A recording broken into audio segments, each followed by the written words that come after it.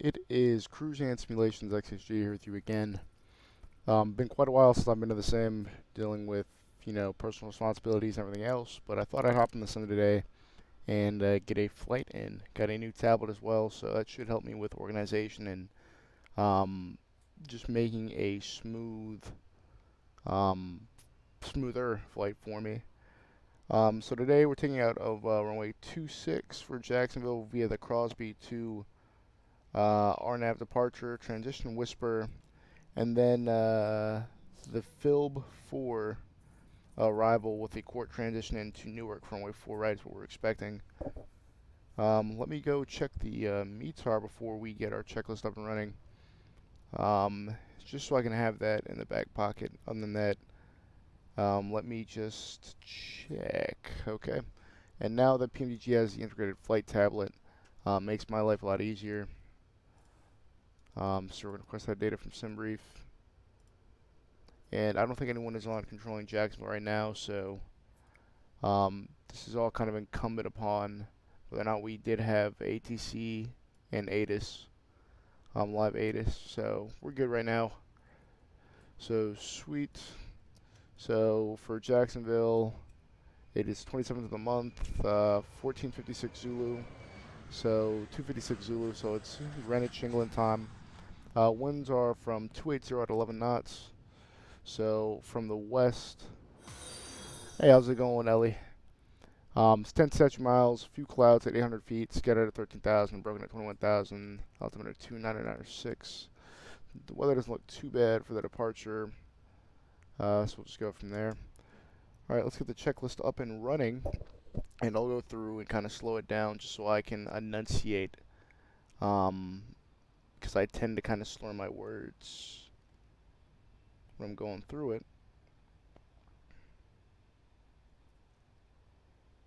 Lord have mercy. Okay, so secure cabin checklist. So we're going to go to our overhead. Let's do that. So battery on and covered, standby power, auto and covered, DC voltimeter left, selected a battery, AC voltimeter selected to standby power. So we're good there. Master caution, disengage. And what we're going to do now is hydraulic pumps all off. All fuel pumps are off. Interior lights as required. We're good right now. I don't need any lights. Cabin utility power and IFE passenger seat power are both on right here. And then what we're going to do is we're going to come down here and connect the ground power, which there is a menu for it. So let me just get the ground services, request that.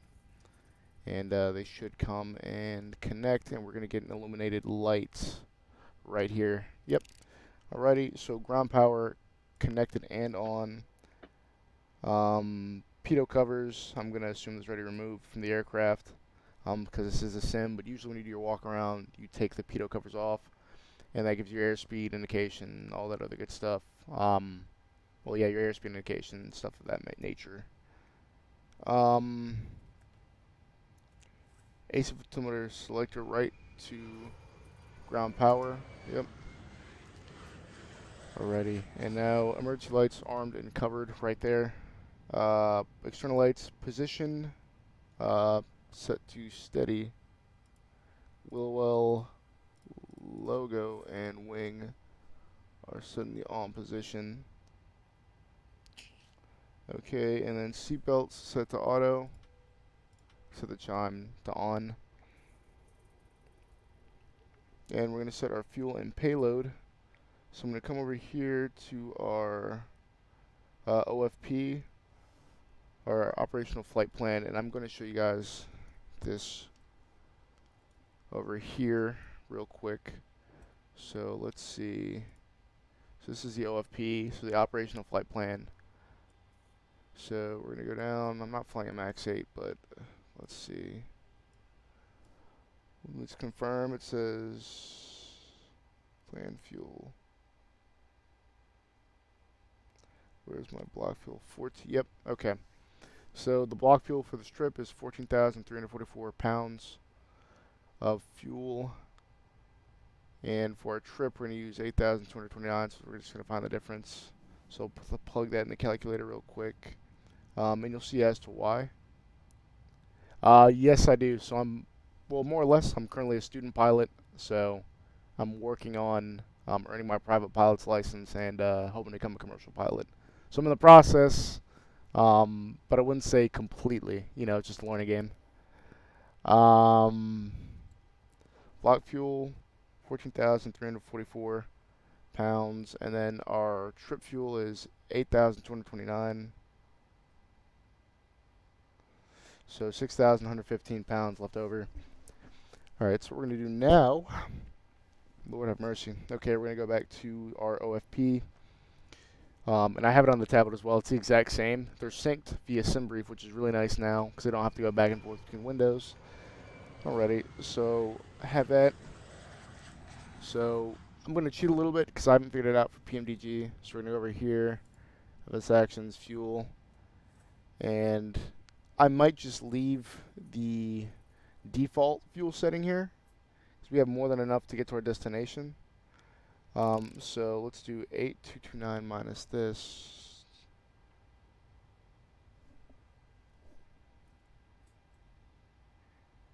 So 16,770 pounds left in our reserve. That's more than enough for the trip and then reserve. That's plenty for reserve. So we'll come over here back to the checklist. So we just set our fuel and payload. Restart fans, left, right. Left and right in the auto position. Those are there. Let's see. Packs, left, right, auto. And isolation valve is set to auto. And our autopilots are off. Everything is off right there. And iris selector test and heading STS. So we're going to come overhead. Test and heading STS. And we're going to set those to align. So this is going to tell us where in the world we're at. That's the easiest way to explain that. And then set those to align, and now we're going to come to our FMC and go and input our initial reference. So the aircraft has a reference point as to where we're at. So we're going to come here and go to the FMC page, init reference, and we are in Jacksonville. Can't remember where we're at the gate. So there's not much of a discrepancy right here and here. Usually these will show the same, but this isn't far off at all. So we're going to just take one of these from the GPS and put that in the iris position. And let's see, get on checklist. Just reference. And then we're going to set both of these up top to nav now. So these are going to have to align for about 7 minutes, I believe. Oh, well, I don't... Ugh. Usually, they'd take, I think, 7 to 8 minutes to line, 7 to 10, something like that. So, I guess it was still set from the panel state. I usually like waiting for it to align. But since it's already there, we'll just rock with it. So I'll fix that for the next flight. So we're going to go to our route and our performance. So now we're going to put in Newark Airport, United 2332. And we're going to do a flight plan request. So that should request it from SimBrief here in a sec. Ay. Okay. Yep. All right. And route uplink.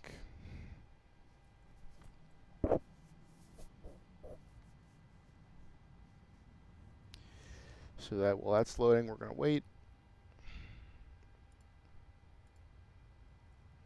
Alrighty. And I'm just going to put in some of the other information so that we can remember that for the flight. I always forget my flight number, so I always put it there, or I put it indentations here, then I say remember the last number, stuff like that.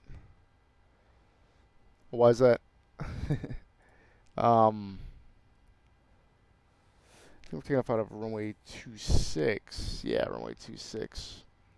So I'm going to put all of our departure stuff in here. So Crosby to departure.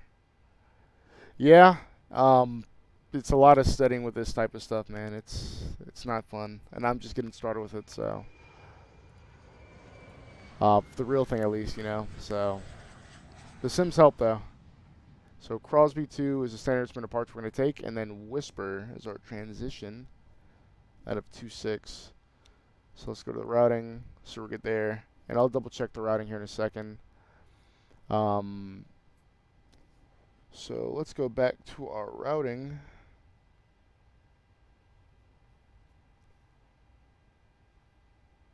Oh, there we go. Come on, charts. Come on, come on, come on.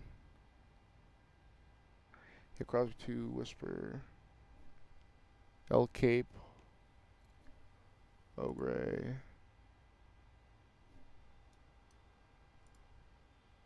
I'll double check that in a second.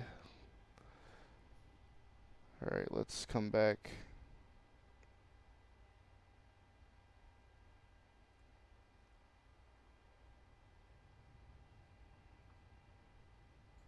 Alright, route and performance initial. This is the most important part. And we're going to double check and triple check. So let's come here. Performance initial. And thankfully we have our weights here. Again, if I had gone by the operational flight plan, it would show me our predicted Zulu fuel weight, or zero fuel weight, excuse me, not Zulu. Zero fuel weight, maximum takeoff weight, stuff like that, planned fuel. A lot of it's automated, and we'll go from there.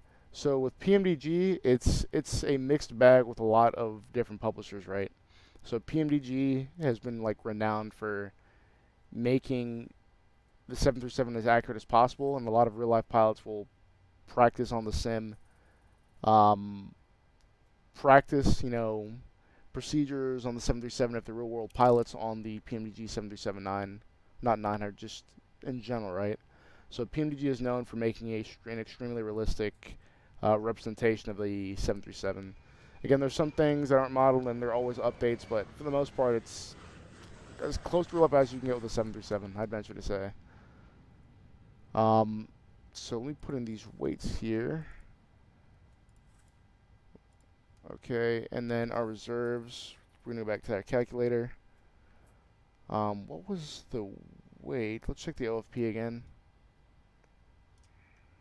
What is it? 2,499. Because we didn't go off of our block fuel, we just went off of what was already in. Trip 82229 16.7.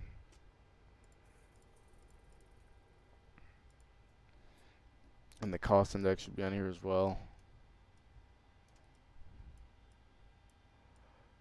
12. So that's like fuel efficiency and stuff of that nature. And I'm going to go, let's go 330 today.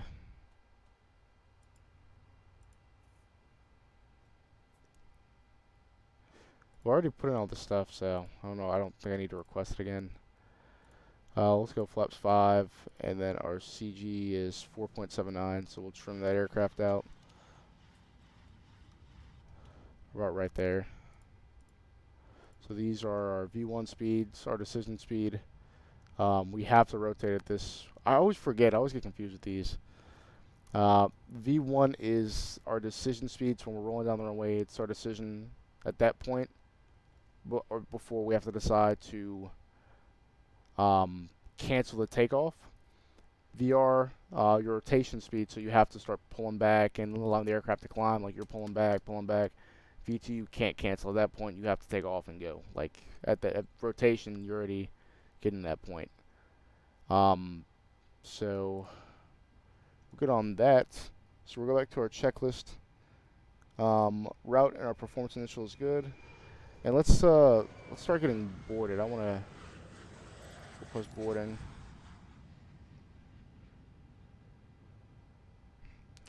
Alrighty. So we're gonna come overhead. We should be good to go now. Let's see. Route performance initial. All those are good to go. We'll check our routing. That is later on our checklist again to check the routing for a second time. So fuel pump forward number 1 is on, and then we're going to start our APU. And our EGT should rise as it's starting up, and slowly come back down. And then this button will illuminate blue.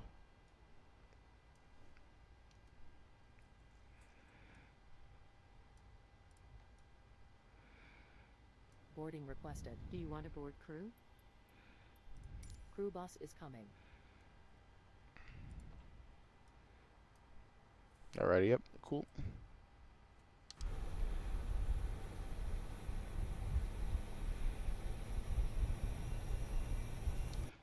Let's open up that front door.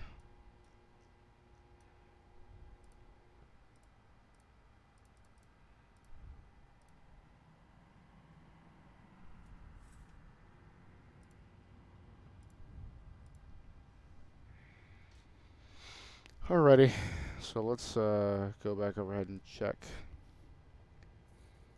So APU start, we're going to do that. The APU generator switches left and right need to go on. And then our APU and engine bleed switches need to be on. So both engines and APU bleed switches are on. AC voltimeter, so this right panel right here goes to APU gen. And parking brake needs to be set. Pilot's boarding starting. Okay. Cool. Come up here, ground connections, disconnect and remove all. So what we're going to do now is we're going to go back to that other menu and disconnect everything. So we're going to release that. Remove our chocks now. METAR and our delivery, no one is controlling Jacksonville currently. So we're going to default to Unicom just to communicate what our intentions are. So come over here, 122.8. We don't have a squawk frequency. I'm just going to leave it as, I think it was like 1234 is set. Altimeter we need to set. That's very important. Crew boarding starting. That could cause a lot of issues if you don't know the altimeter. So 29906. So 29906, cool. Altimeter set. First altitude. And now we're going to come over to this panel over here, this tablet, and I'm going to show you guys what we are following out of the flight rules. So Crosby to departure, and so let's zoom in and let's read this together. So we're going to come over here. So for runway 26, climb heading 257 to 540 feet. So I'm going to put in 257 on the course.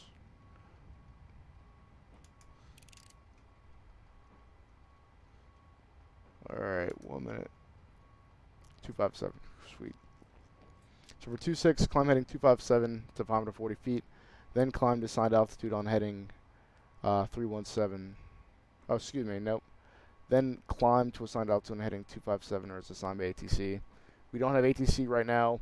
Usually what they'll tell you to do is they'll tell you to depart following a SID, a standard instrument departure, and then they'll tell you to expect whatever altitude you filed or expect a certain altitude 5 minutes after departure, 10 minutes after departure. It's all incumbent upon ATC and you always follow their instructions. So out of 2.6 we're going to do, once we climb out to 540, and it's going to show on our legs page right here as a vector. So once we hit that, let me see if I can zoom out for a sec. Let's see. Okay. Okay. So we're going to take off into the wind and then we're going to come back around. So once we hit this vector, I believe, yeah, once we hit the vector a mile away, pass it via 540 feet. So when we climb past that, then we'll start making the turn back around. So put it back to the map, and let's get the weather rings on. Alrighty, sweet. Go back to our checklist. So first altitude, 540, and then 11,000 feet. So I'm just going to put in 11,000 because, as you can see over here, we have to be above 11,000 by the time we hit Crosby. So we'll come over here to 257, be above 540 feet, then start looping back around, hit Giggles, and then we're going to hit Crosby. So we need to be at 9,000 by Giggles and be at 11,000 over Crosby once we cross that point. Alrighty, so first altitude set, departure is good to go. We're going to come over, and this is the part where I said we were going to look at the flight plan. So I'm going to double check that. L Cape, yep. So, yep. Whisper to J Ross. L Cape.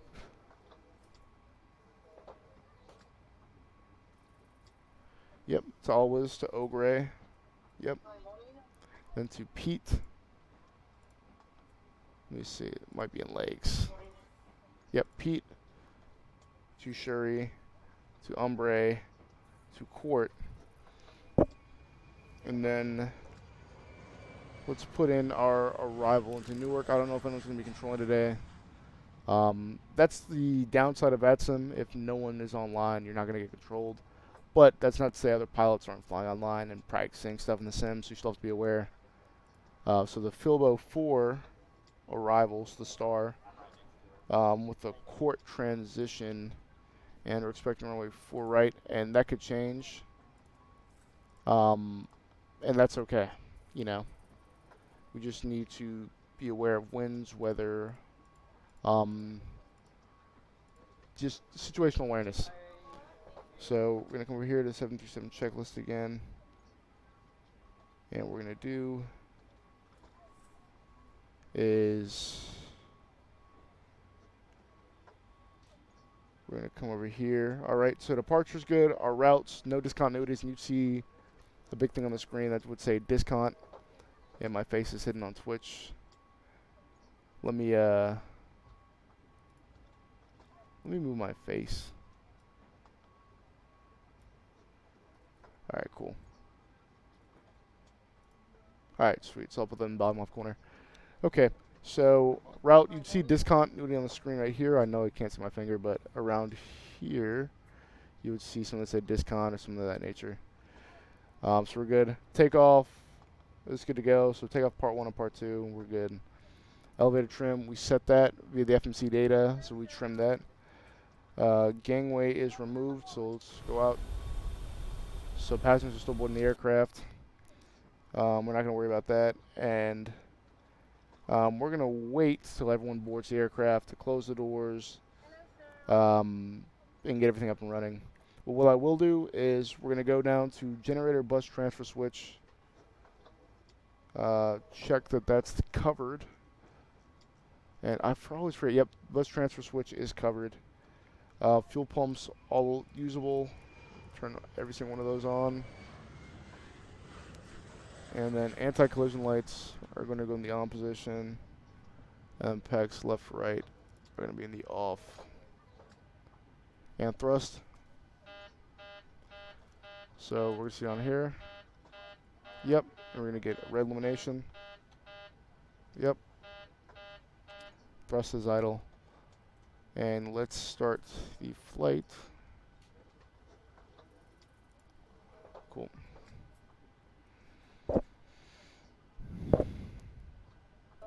So fuel pumps all on, hydraulic pumps all on. That's why it's very important to go very slow and be methodical with how you're doing the checklist, because you can miss something. And as you can see, I was rushing it a little bit, so I just need to slow it down. So anti-fuel pumps all on, no crossfeed. So no crossfeed. It would be put into a horizontal position if we did have crossfeed. We don't want that right now. Passenger's bus is coming. Fuel pumps all on. Hydraulic pumps all on. Yep, anti-collision lights are on. Packs left, right are off. So this is for pressurization of the cabin. For the 7.3, you keep it off, and then you turn it back on afterwards, and thrust is idle. So our secure cabin checklist is complete, and we're waiting on engine startup and pushback once we get fully boarded. So in the meantime, I can answer some chats, and we'll get going here to Jacksonville. Excuse me. Get going here to Newark very shortly.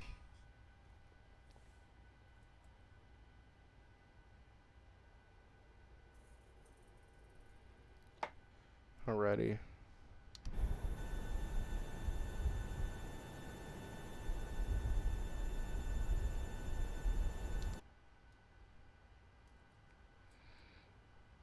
Yep. So we got a doors and air conditioner warning. We're good. And that comes from the cabin reservation as well. So hopefully they hurry up with the boarding so I can get out of here. But in the meantime, I need to figure out where I'm at the airport. So we're gonna go to reference or airport and parking spots. So we're right here at hotel, and this is a little bit of a cheat sheet. You would know where you're parking prior, but since we want to go for 2-6, we're gonna go via hotel. Let's see, hotel onto Alpha, and then Charlie hold short runway 26. So we'll keep that up for our taxi. So we'll push back facing west.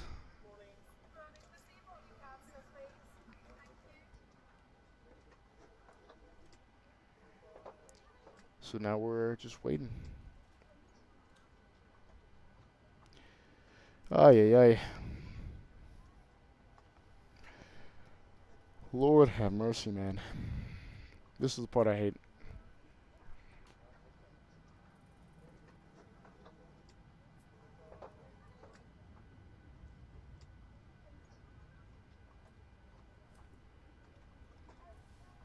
Doot, doot.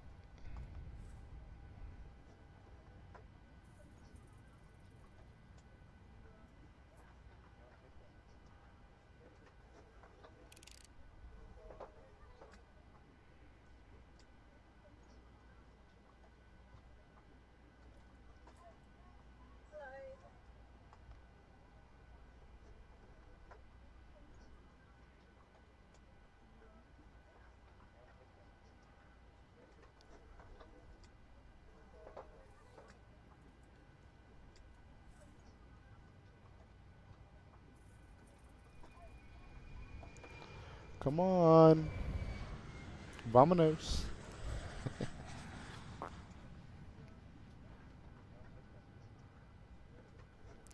While we wait, I'm just going to set our initial speeds and whatnot. So, 250 below 10,000 feet. That's an FAA regulation. You can't go faster than that below 10,000 feet.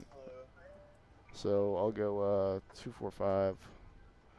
First altitude set. And, yeah, it's just a waiting game now.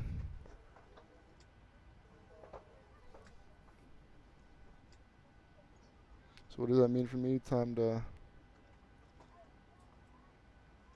browse Instagram and whatnot.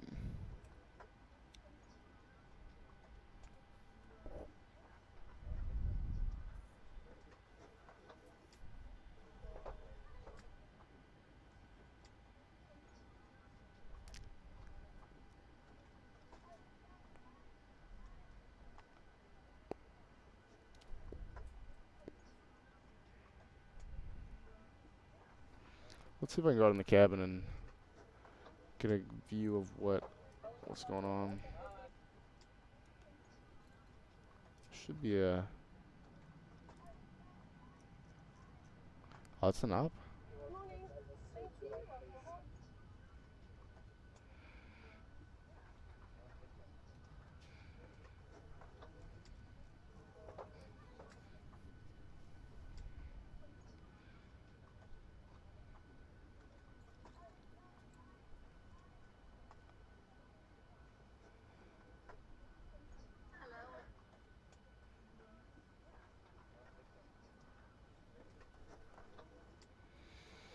Ay, ay, ay, ay, ay. Jeez. Come on. We gotta go. I would love if there was a button where I could just say chop chop, let's go, but of course I can't do that. Passengers bus is coming.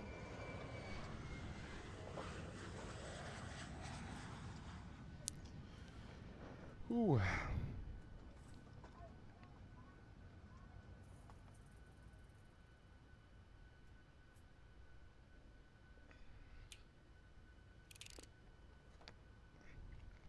hopefully within the next 10 minutes we get up and going. So.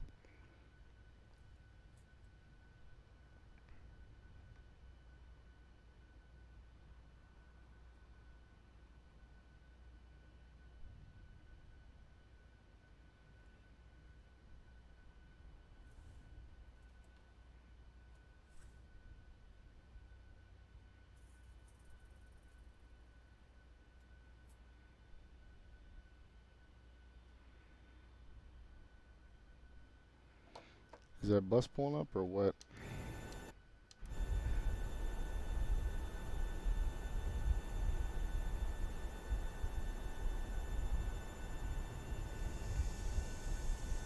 Passengers boarding started.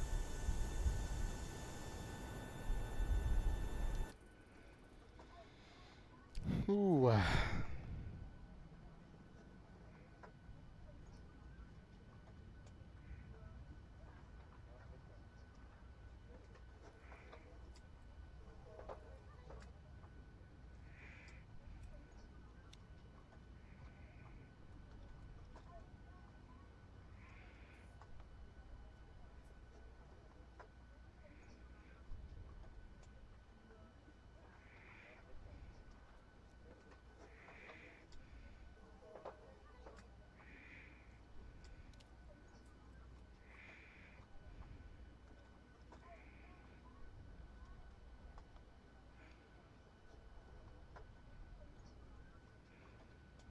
Almost boarded.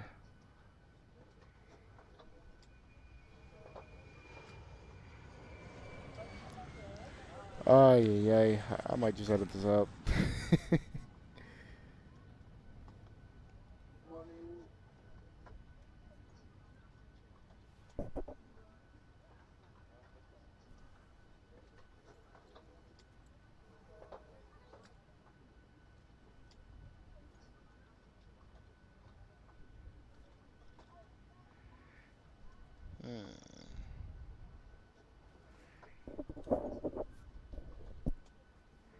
Alright, so weather isn't too nice around, where's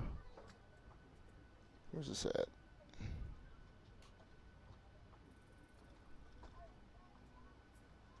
I have no idea. Let's see. Florida. Yeah, when we start getting up to Virginia area, it starts to get nasty, but right now it's, yeah, it's going to be somewhat turbulent.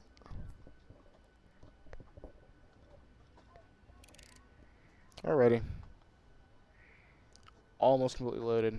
Hopefully there's not another passenger bus. This old man need to hurry up so we can go.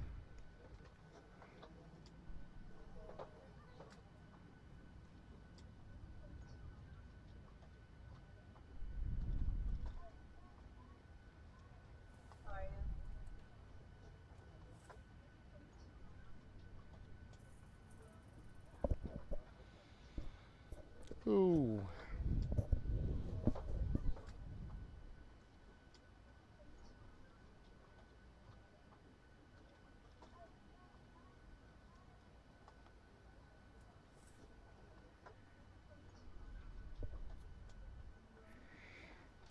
Alright, let's get that checklist up running.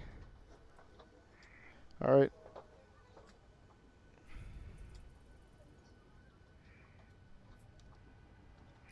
Alright, we're fully loaded.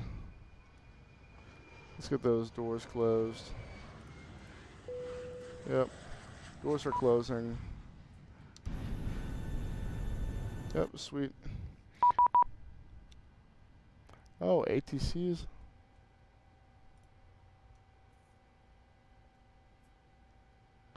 Oh, it's auto ATCs. Nice. Okay, there does not appear to be any controller providing clearance delivery service at your departure airport. Please squawk 2626 for your IFR flight from Jacksonville. Okay, so we have our squawk. It's going to be 2626.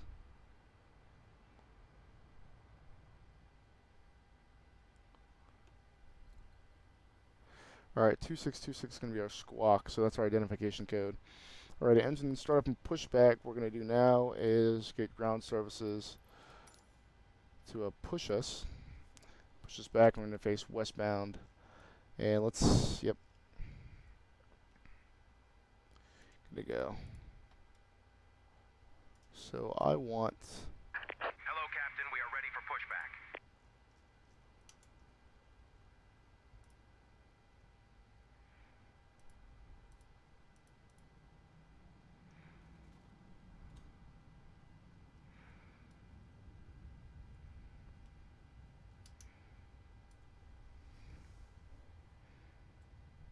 Departure checks completed.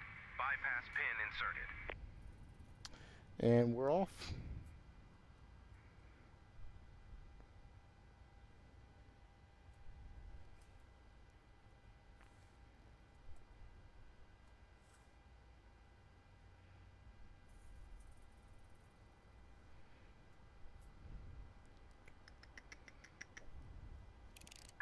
Locking gear.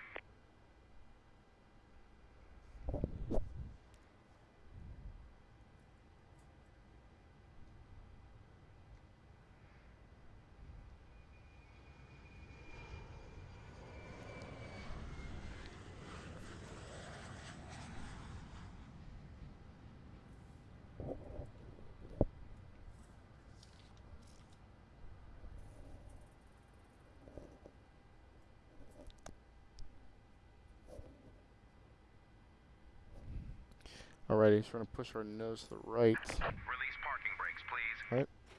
Commencing push. All engines clear. Start at will. Engine startup and pushback. Alright, pushback is started. Duct pressure gauge, verify 30 psi. And for some reason, this never shows 30 psi. I could be wrong with whatever gauge I'm reading. Excuse me. Oop, never mind. That's definitely not 30 psi, but we'll rock with it. We're going to set our ignition selector, switch to opposite. So switch that to the right. And then the left engine start switch, put to ground. And I think when it's 21 on the N2, then we can give it fuel. Start flowing fuel to it so we don't drown the engines out.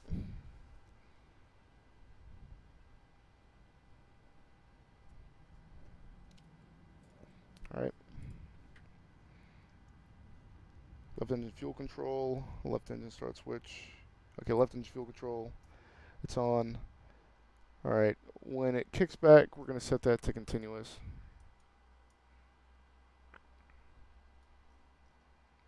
Sweet.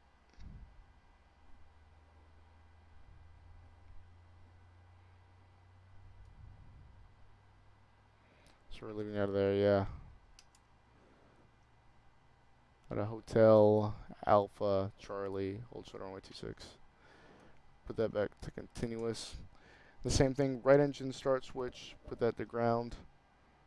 And then when it hits 20 on the N2, then we'll turn on the fuel control switch on. Waiting your confirmation for a good engine start. Alright. We're going to wait on that.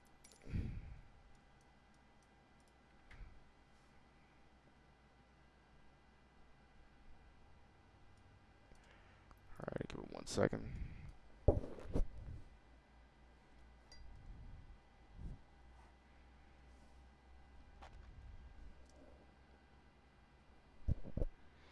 Alrighty.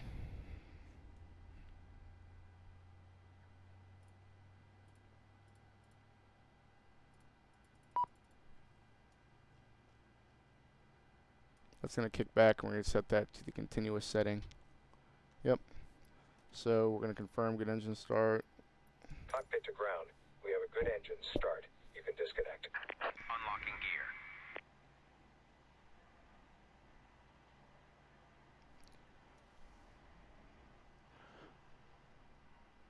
gear. Alrighty.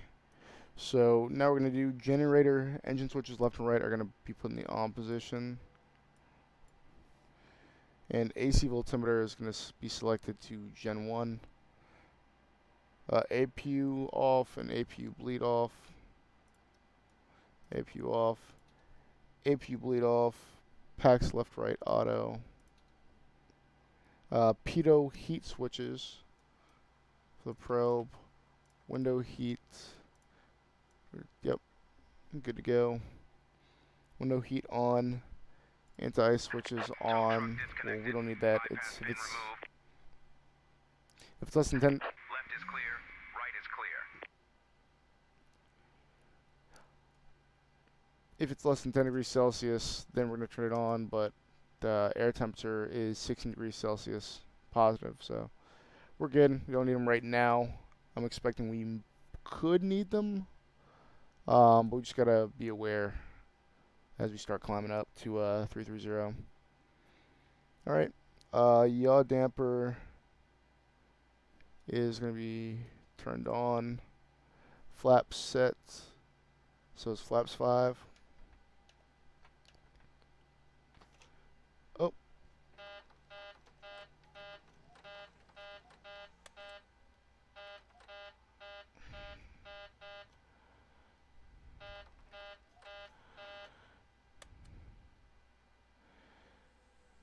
Is that linked to something? What the heck?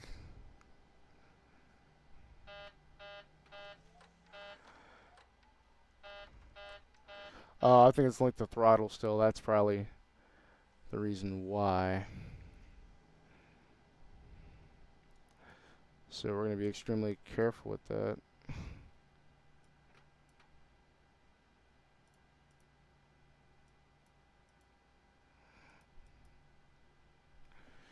Yeah.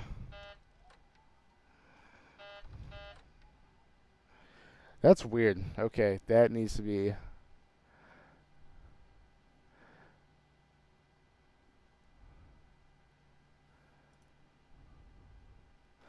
Let me get rid of that control real quick, because that will mess up the entire flight. Let's see.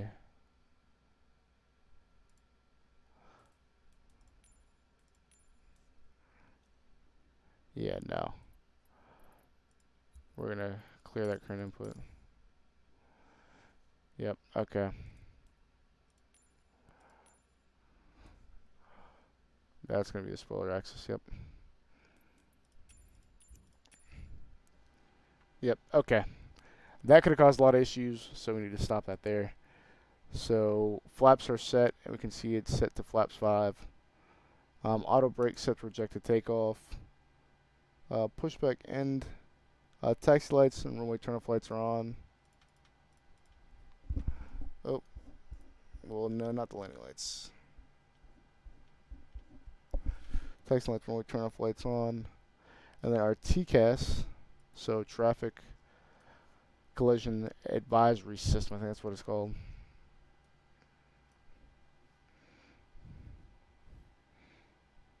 TCAS test. All right, autopilot set. Autopilot, yeah, autopilot is set. Autopilot disengage bar. It's in the up position.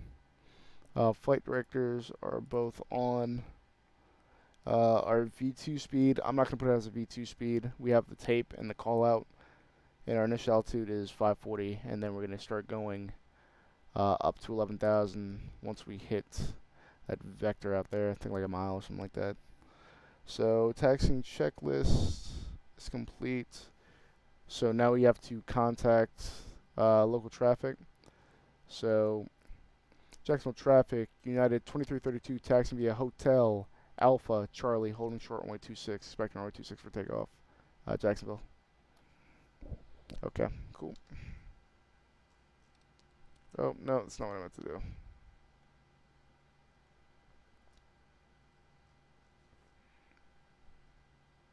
So, they're taking a sharp turn. And their runway, there's airport signage to let me know where I'm going. Alright. So, let's start. I'm using my rudder pedals here. And the nose wheel tiller.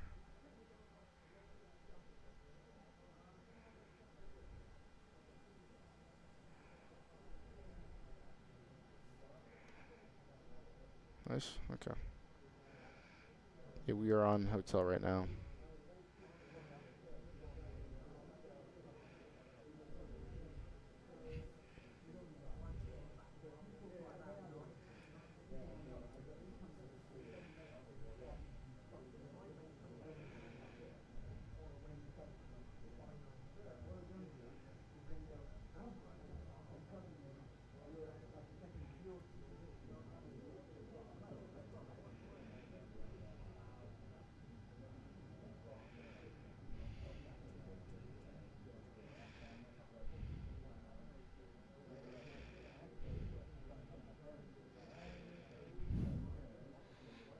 on to Alpha. Yep.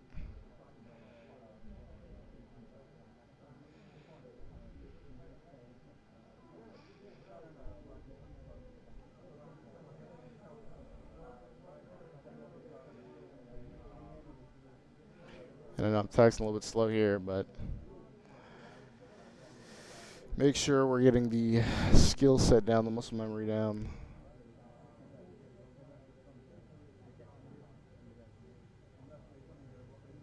More than 20 knots. But I know Southwest likes to taxi fast as hell, so there's that.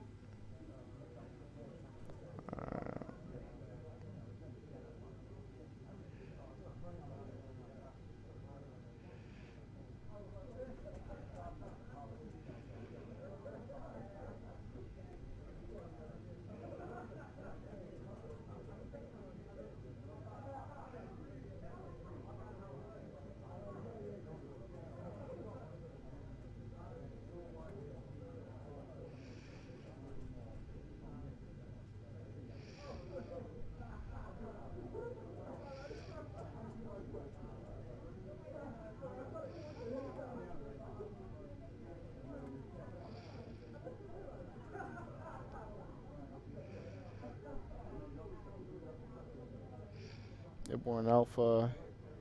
So that yellow lettering with that black background lets you know the taxiway you are on. So we're good to go right now.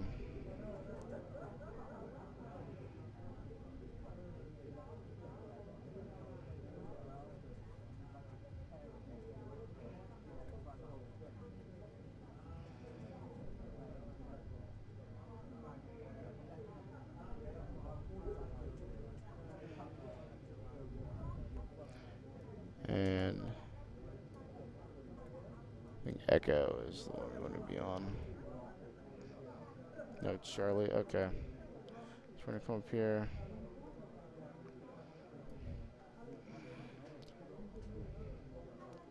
Come on, come on, come on, come on, come on.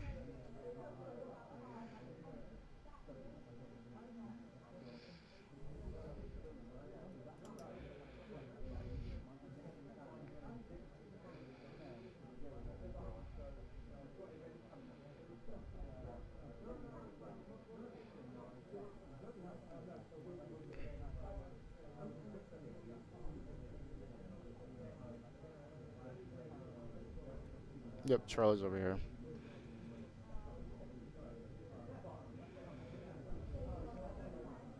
Signal traffic, United 2332 holding short, runway 26, Jacksonville. And we can't penetrate that line. So we'll wait right here. So let's get our holding point checklist. Holding point checklist. Landing lights are on. Runway turn-off lights are on. Taxi lights off. Position lights are going to be strobe and steady. Right there. TCAS set to TARA. And we are in mode C. Transponder set to mode C. Alright, ready for takeoff. Jacksonville traffic, United 2332 taking off runway 26, Jacksonville. So we got to look to the right. Don't see any incoming traffic. Look to our left. No incoming traffic. We always got to check that. That's what we're going to do. Alright, sweet.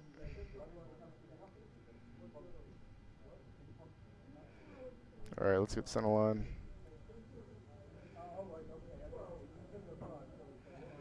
Center line, let's get center line. Alright. Alright. Ready for takeoff, parking brake set. Thrust levers set to takeoff. We're set to takeoff thrust. Parking brake released. Yoke pushed down at 80 knots. There we go. And we're rolling.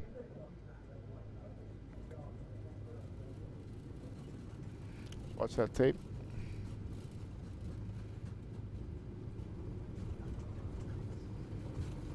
80 knots, we're going to push down that flight yoke.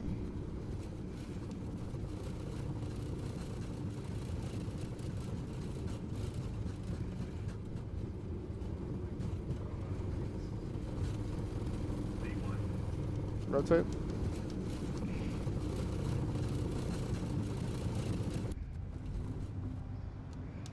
Climb. Gear up.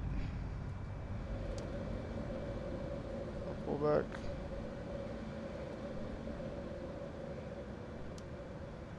Yeah, we're gonna cross 540 feet on 257. Yep. Focus up. We're on 257. Yep. And now what we're gonna do is we're gonna come down here, and we're gonna put our auto throttle on LNAV and VNAV. Yep. Yep. There we go. And we do now. We're over 1,000 feet, so again, I'm still watching controls. Longitudinal navigation and vertical navigation. I think that's what it refers to. Longitudinal, something like that. Alrighty, after takeoff, trim as required, gear up. Autopilot is on. VNAV are in the on position. Flaps. Raising schedule, once we hit 5,000 feet, we'll put the flaps up. Climb, auto brake, set the off position. Landing lights off.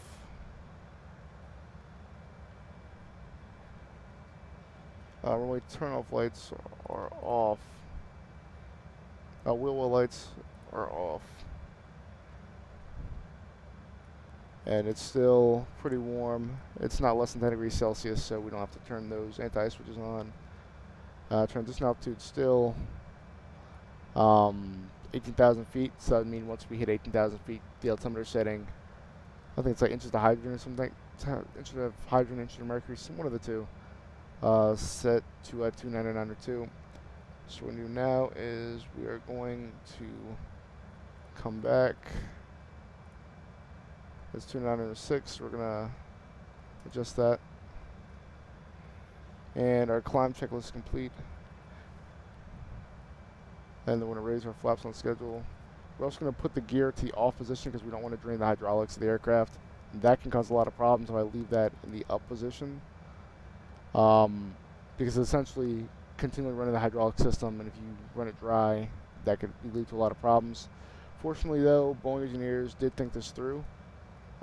There's this door down here. You would pull these, all three of these for the mains and the nose to manually allow the gear to release, but we're not going to do that. Just a fun little tidbit. Alrighty, so we're going to start raising our flaps. So flaps, and we have confirmation that the flaps are raising right now, so we don't have any issues.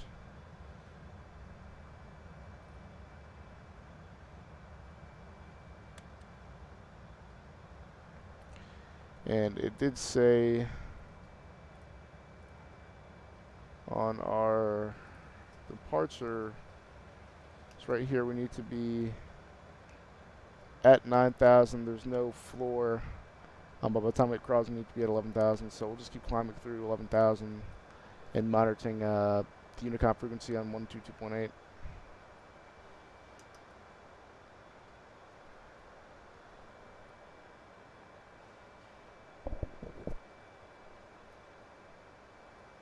And I think we're good for the time being.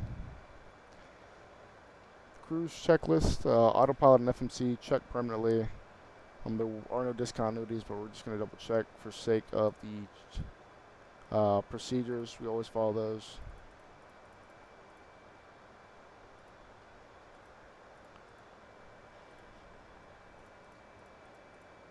No discounts.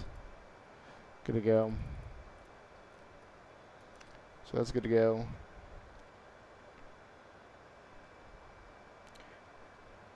And we're going to turn the center fuel pumps off when empty, but other than that, we are A-OK.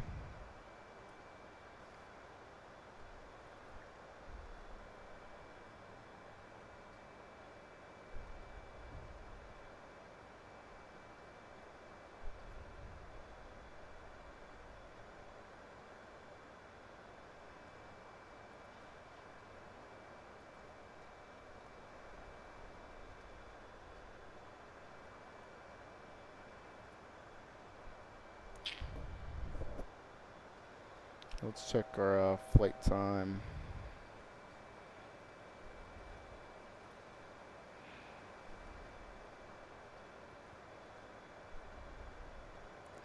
We have 2 hours of flight time. Hopefully it doesn't take too long. But I will leave the stream up. Thank you guys for joining. And I will be back when, if we have anything from ATC or anything of the sort, I'm going to mute myself. Probably leave the webcam on, turn it off here and there, but I'll leave the flight running.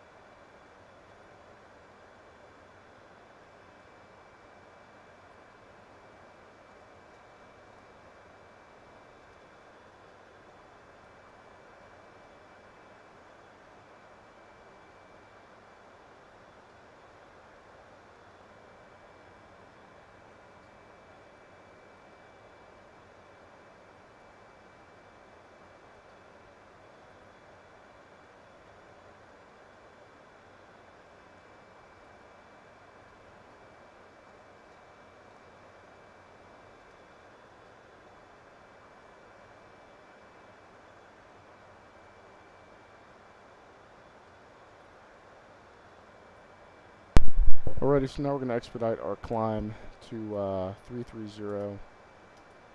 So I think yep,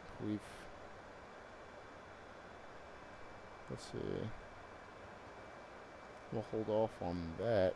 We'll wait till we get to Whisper. But usually they'll tell us to keep going further than that. I could be wrong on this, I'm going to admit that. But I think we're going to go for 330.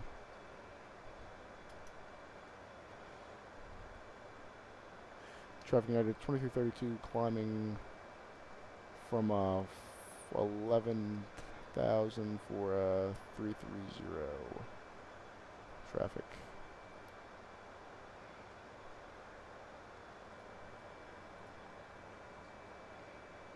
So now we're gonna okay, the aircraft start climbing. So we're good to go now.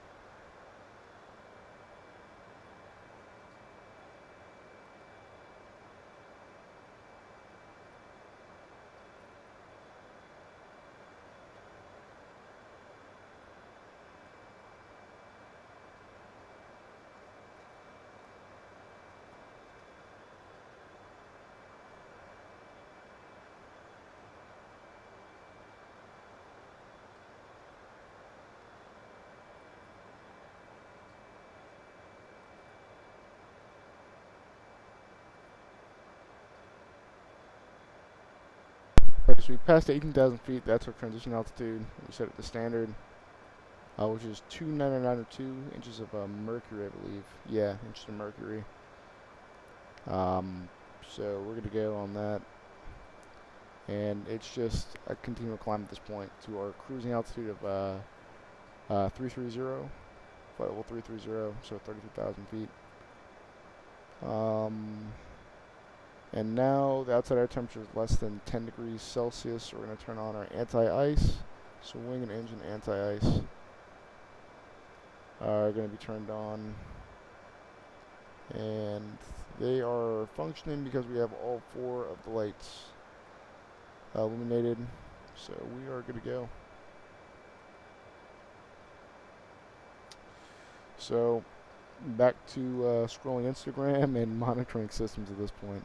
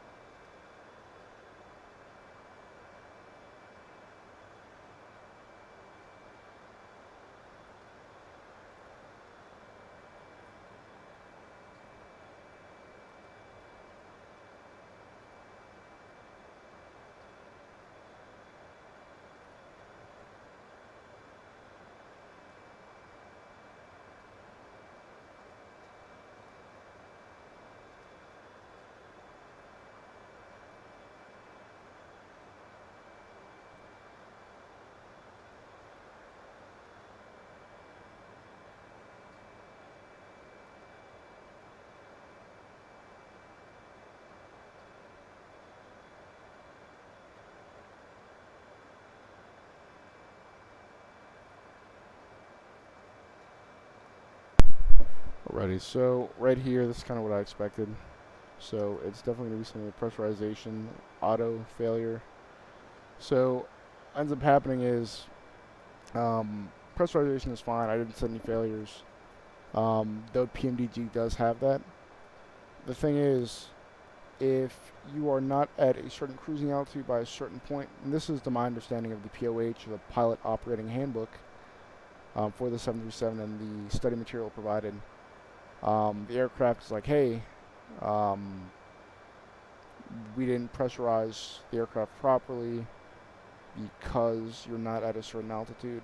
Again, we're not going to get hypoxia or anything of that nature. But the FMC and all the programming is just confused. That's the best way to explain it. And again, I have to go back and read. It's a lot of studying, especially for the 737 or any aircraft, but especially with the 737. I have to go back and read and see why this happens or how to prevent that, and how to do the manual pressurization. I haven't really studied too much on that, and that's a very important part. But hypoxia, at certain altitudes, you only have a certain amount of time of, what's the term for it? Viable consciousness. Basically, if I don't have enough oxygen going to my brain, I have a certain amount of minutes before I start acting like a vegetable or starting acting confused or disoriented to the point to where I can't function or properly operate the aircraft, and that's very dangerous. So we're good. We're not going to get hypoxia, but there have been plenty of times where I've flown realistic 737s and X-Plan and the PMDGs and FSX years ago where I neglected to pressurize the aircraft, and all you see is the screen going black or my character kind of fading in and out, and it's just, yeah, very important concept to understand.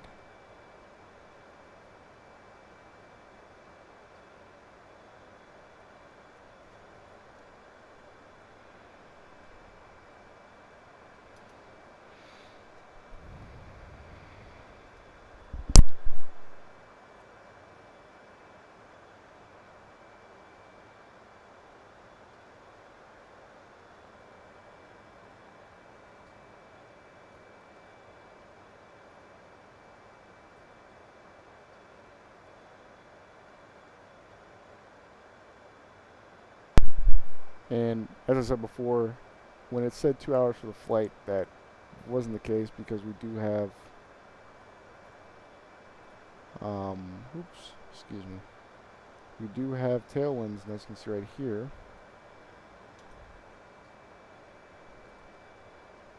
74 knot tailwinds, and this is good for us. So, we're going a lot faster than 3 to 4 knots. I don't know where to check the TAS or true airspeed, but again, we are flying, for lack of better terms, we are freaking, we were going. So, top of climb, so, oh yeah, we're getting pushed along very nicely, so that cuts down on our flight time significantly.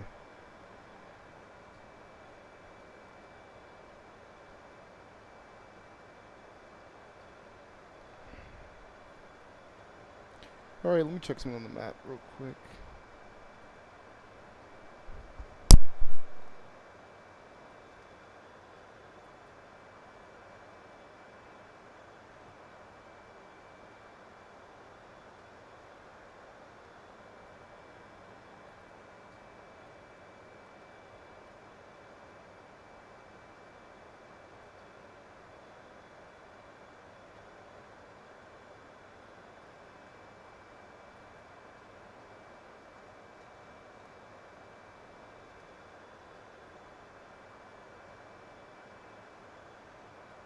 So we don't necessarily have tailwinds. Probably getting pushed off course a little bit, but it's not a crosswind. I forget the terminology, man. And again, I'm a student pilot, so I'm still going through the bookwork phases of understanding the individual concepts, but I mean, it's getting us going. So back to monitoring systems, and I think we only have about an hour or so until we land. So for the guys who are still watching, appreciate you guys, and we'll get there soon enough.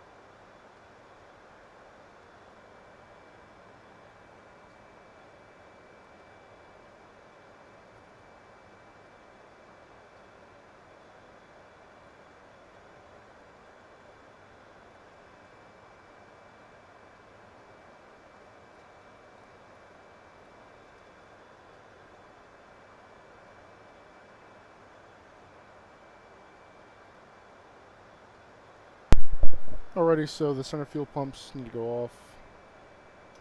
So they are completely empty. So we're going to turn those off and we're going to go another 53 minutes. And I do have our star for Newark, the Filbo for RNAV arrival. So once we hit court, we'll need to be at 10,000 feet for court. And then as we keep going through, yeah, let me check again.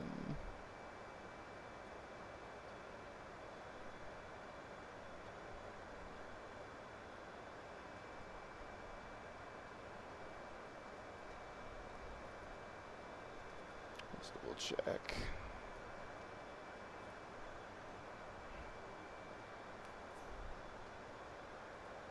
There we go. Okay, yep. So we're good to go. We got the star up. So we'll start descending for 10,000. Oh. I got some turbulence. Okay. Once we hit court. Alright, let me check the arrival.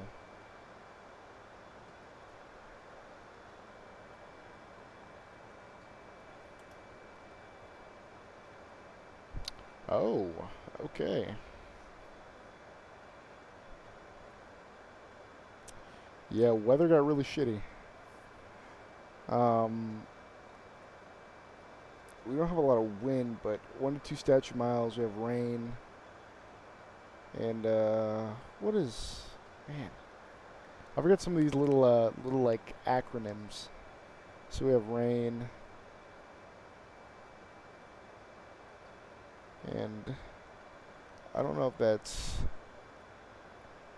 I can't recall. Matter of fact, give me 1 second. I have a booklet with all this stuff. Give me 2 seconds.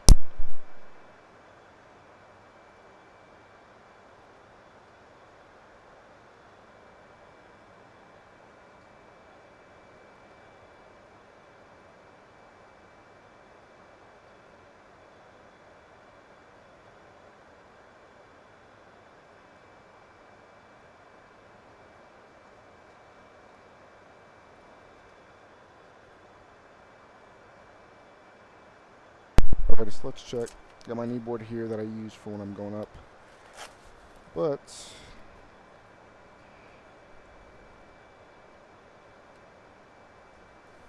okay, so we have a mist. That's what it is.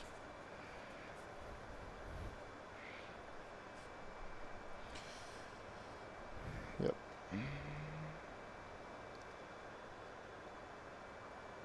Yep, so we got rain and misting. Okay. Yep, so winds are 6 knots from 040. 1 to 2 statute miles of visibility. And then we have rain and mist. Okay. So, yep, it is going to be instrument coming into Newark. And that'll be a lot of fun. I'm going to get all that set up now because when we're descending through and we don't have any visibility, that can be a big issue. So we're expecting, what was it? Get my candy out to keep me up and at it. Let's see.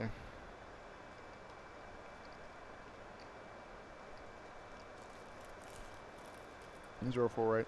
So we'll be category 3. So 0 visibility. And we're going to need instruments. So we're not going to be able to land. So I tend to put in the information early. So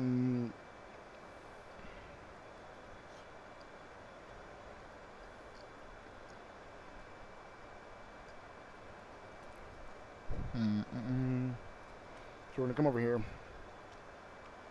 Put our information. So mode primary. And let me turn on the lighting.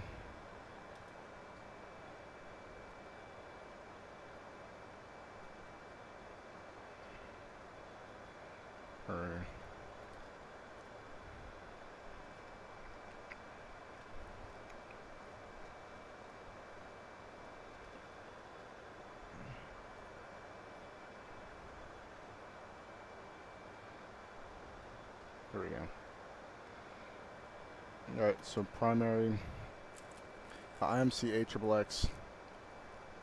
So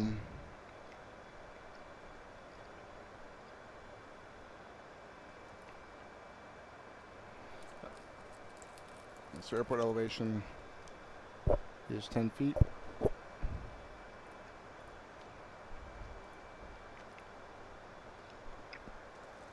The landing length of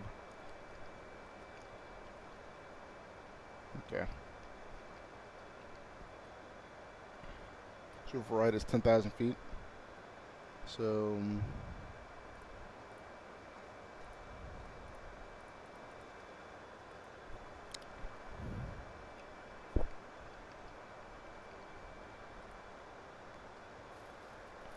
okay. And then glide slope, come over to the star. That's basically how steep or how shallow your descent rate, the angle of descent's going to be. So let's come back to flight. Let's check the Filbo 4. It should give me descent.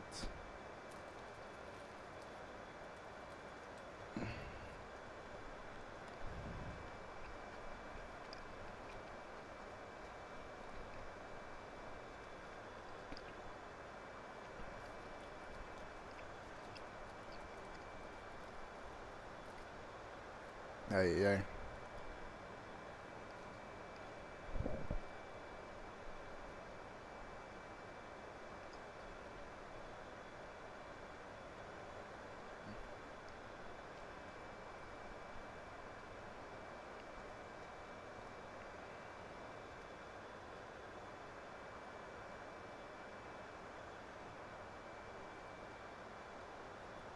So now we have the charts for ILS runway 4 right, Cat 2 and Cat 3.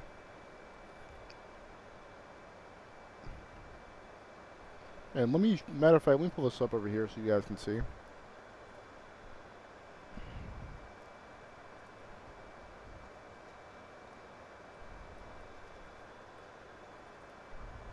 No, it's not on 1-4. 04 right. Category 2 and Category 3. And let's turn up that brightness. Alright. So, here's what we're going to do. So we have the frequencies. Let's see.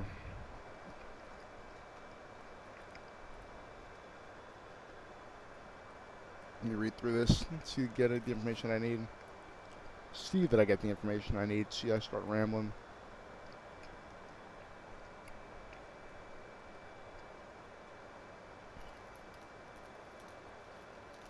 Alright.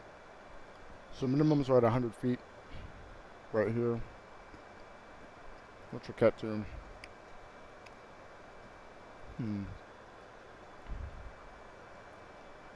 Our glide slope is 2.95.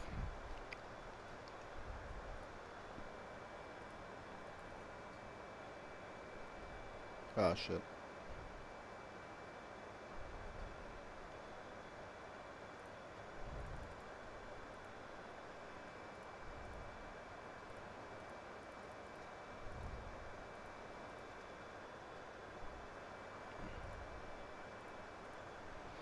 $296. Okay.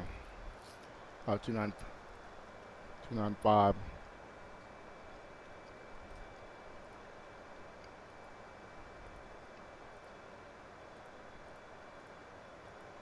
Okay, airport elevation, land distance. Okay. All right. And so this is where we're gonna intercept the localizer. Usually you see like an X or there's like an X or like a star. Because you know, hey, this is where we're gonna intercept the localizer at. But doing is where we intercept.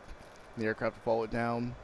And we'll hear a Morse code letting us know the aircraft picked it up properly. And you'll see over here these magenta bars and indentations. There'll be a diamond. It'll come down once it intercepts a localizer at that altitude. So at 1,700 feet, we have to be at 1,700 feet. In order for us to intercept, we're going to overshoot, and the aircraft's not going to be able to bring itself down to minimums. I think our minimums would be 100 feet. Maybe our decision height to continue with landing. We're going around. So I come down, boom, and then we'd see like what's the? I think it's like command 1 or command 2. There's gonna be like boxes up here on top. You guys will see it. They'll let us know, hey, we've intercepted it. We're going down. We're following the guidance via the localizer, telling us, okay, start coming down, start coming down, start coming down the runway. So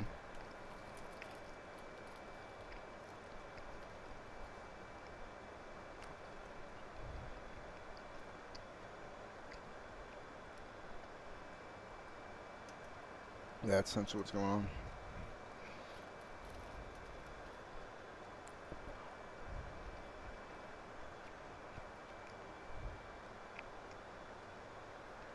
Alrighty, so we finished putting in localizer frequencies. This is my little sugar snack right here, and we'll be on our way.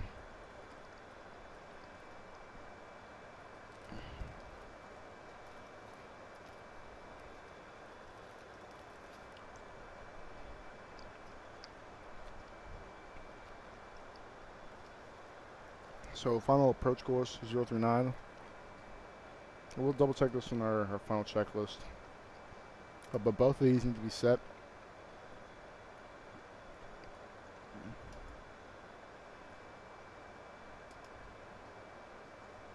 Zero 039.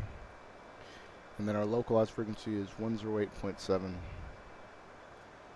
So 1087. 1087. Yeah. Yep. And we confirm that in our PFD, our primary flight display.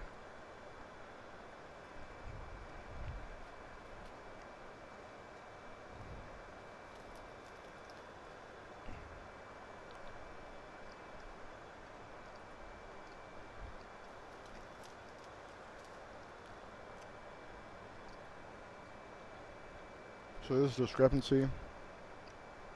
At the touchdown zone. So airport elevation in the touchdown zone.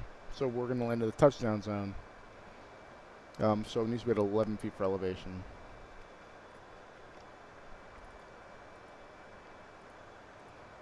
Yep, our land distance is still 10,000 feet, and we'll double check that.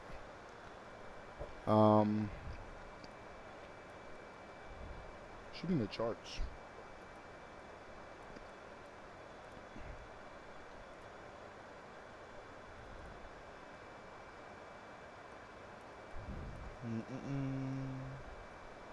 Yep, touchdown zone 11 feet.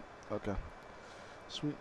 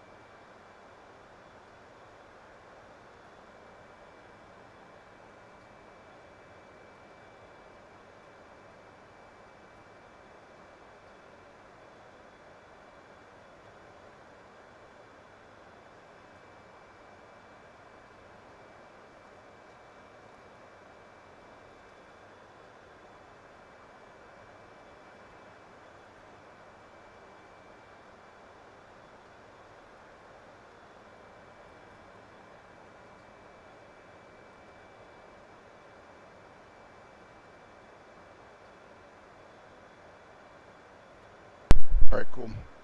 So, once we hit Shuri, I'm going to start descending for 10,000 feet. Because on the charts, we need to be at 10,000 feet. So right here, that's what I was seeing on the iPad. Excuse me. Excuse me. Okay. So, right here. So for quartz, for the Filbo 4, and again, that's our arrival, our star, standard arrival. We need to be at 10,000 feet is the top, and then the floor is 2,800 feet. So we need to be at 10,000, so I'm going to start descending for 10,000. And let's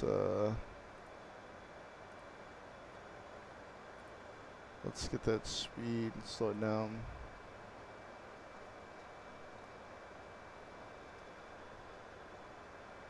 And I don't want to be in the yellow tape. That's when I start to get slower and slower.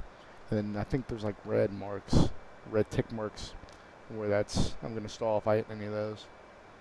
So let's start a descent. Let's do 1,500 feet per minute. And let's get that speed break out. So start the descent.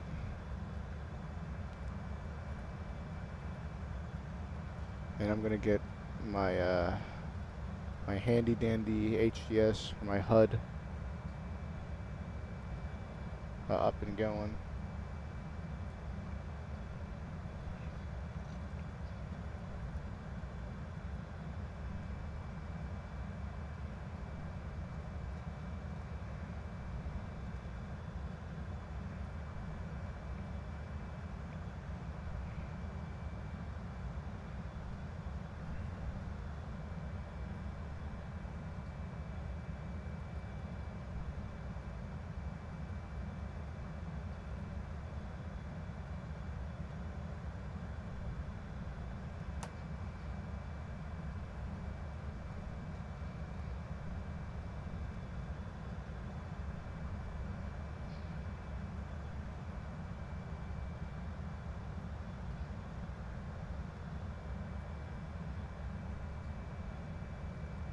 I might take a little bit more of an aggressive descent, so 800 feet per minute.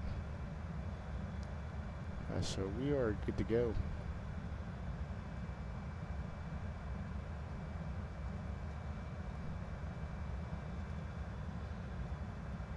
We're not getting too much speed. So I'm going to gradually make it more aggressive. There are calculations we can do, but I'm just going to make it, I'm just going to eyeball it. I hate to say that, I'm going to eyeball it though.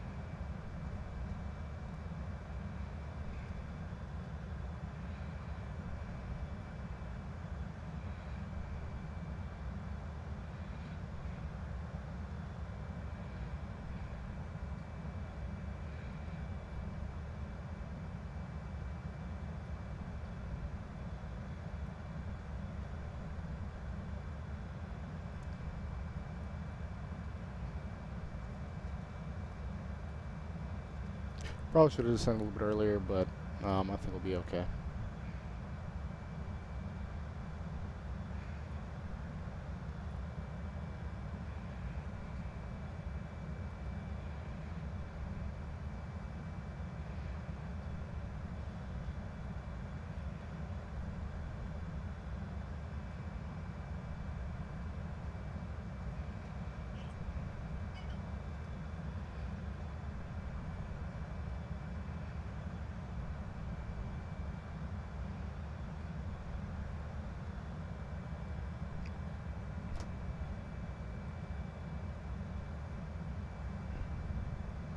So we do need to be at 10,000 feet for court. That's the ceiling, so we're just going to keep descending through. And we have another 30 or about 30 minutes flight time left, so we're going to start prepping now. We're flying over Richmond here soon.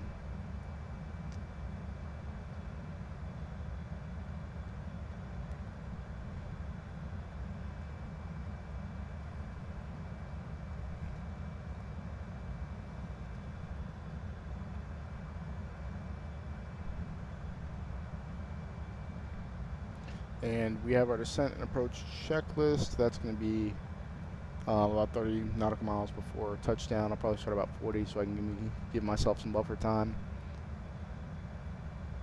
And Newark will drop frames, so hopefully the stream can keep up.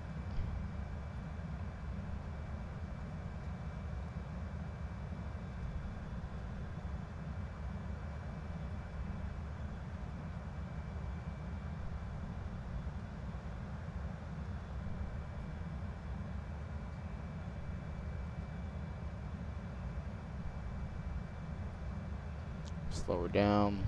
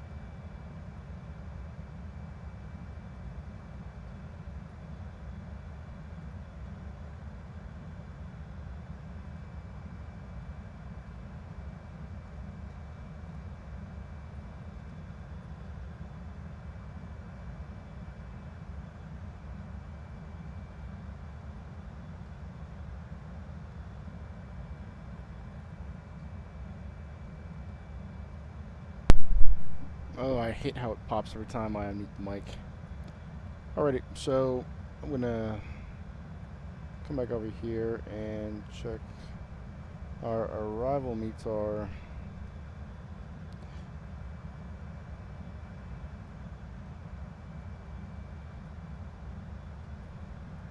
So once we pass through 18,000 feet in the U.S., usually transition altitude is 18,000 feet unless otherwise specified. And again, you'll know prior. But we have it as 3007, so it's no longer standard. So we're going to adjust that for atmospheric pressure.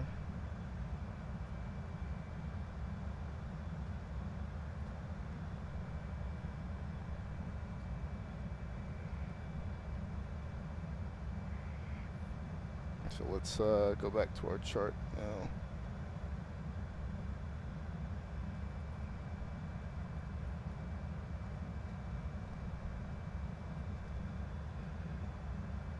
Okay, I know where we're at.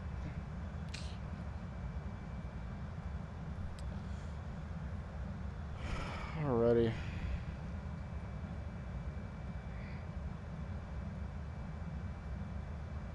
Another about 3 or so minutes, give or take.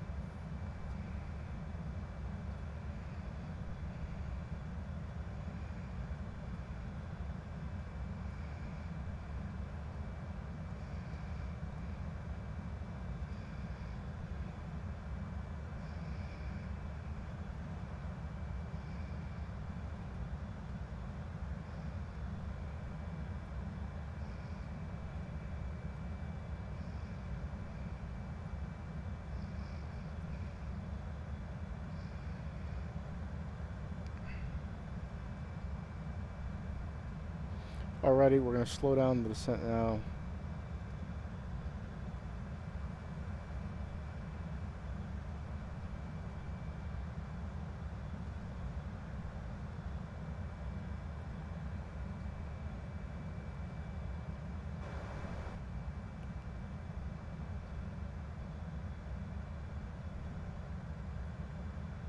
Yep.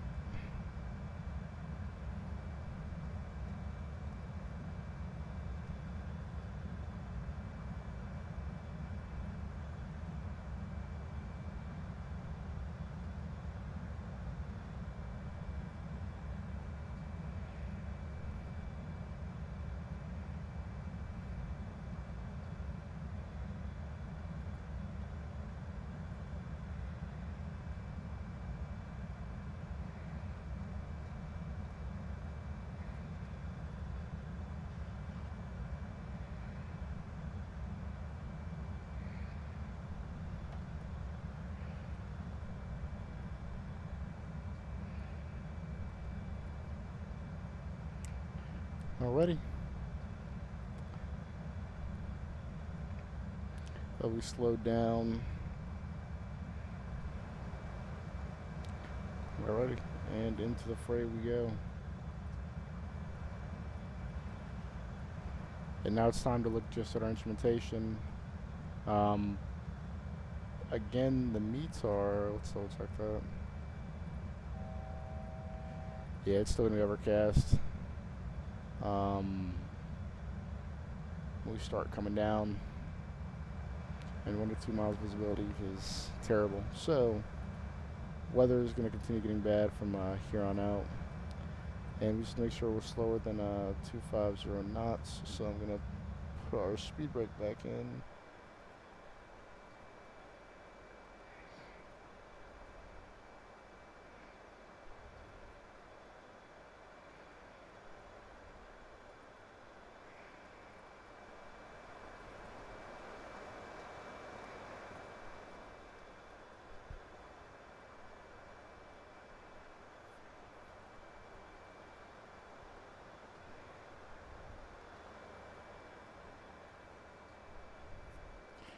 And we're gonna fly over Washington here soon.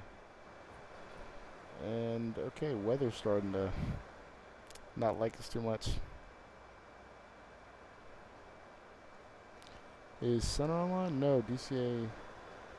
Let's turn DCA ATIS 132.65 and see.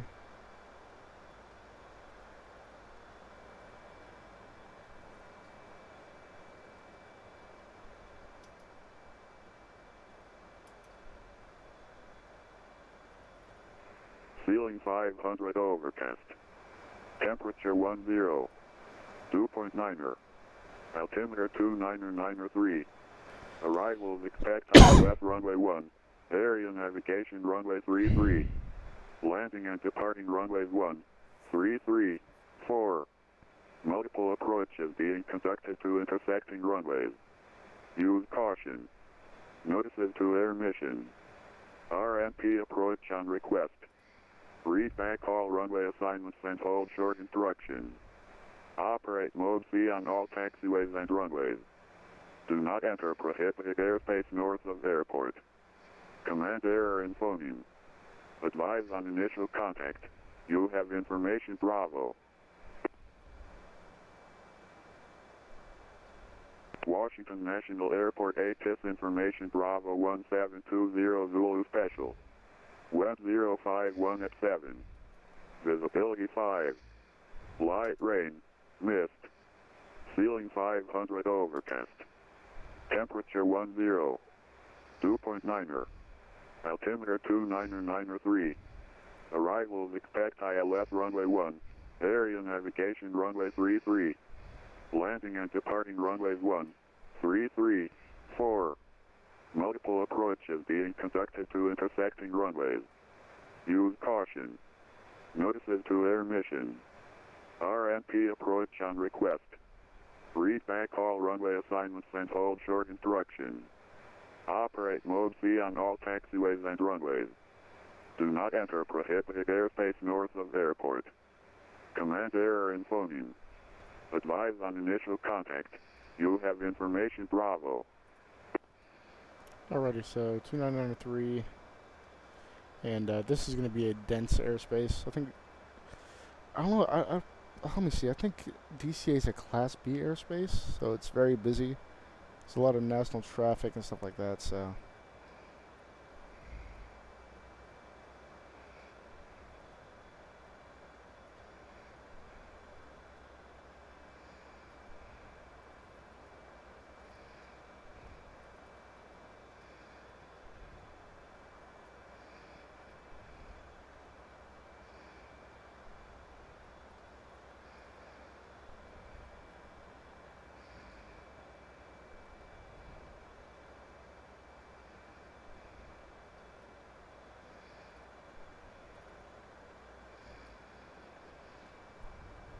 Oh, and now we're getting some rain.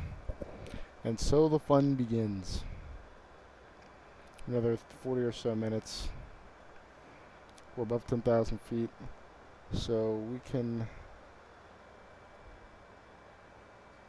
we can pick up our speed just because we're above the 10,000 feet. So we'll pick up speed again and we'll get going.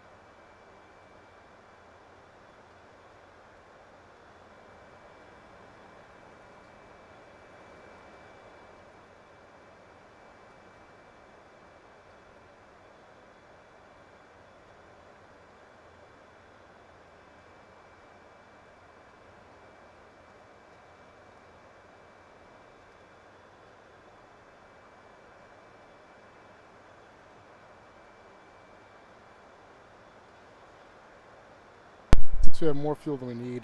Let's speed it up just a tad bit. Let's go 330. And we don't want to exceed the red tape right here. That's when you start damaging the aircraft, damaging the airframe, and a lot of nasty stuff. So we'll give ourselves a tad bit of buffer room. I'm just going to watch that, make sure it doesn't go over. If we go over, we're going to hear a tick, tick, tick, tick, tick, tick, tick, tick, tick. That's the best way I can explain it, but it's very annoying, and that's lets us know we're overspeeding the aircraft and want to slow down immediately. So we'll keep it at that, and just kind of monitor that. We have another roughly about 23 minutes until we land in Newark. Again, visibility's still really bad. Once we start getting Newark's airspace, we'll put our altimeter setting over to, let's see, 3007 for right now. We're going to leave it as Washington's altimeter setting because, again, we're Washington. So, just monitoring systems yet again.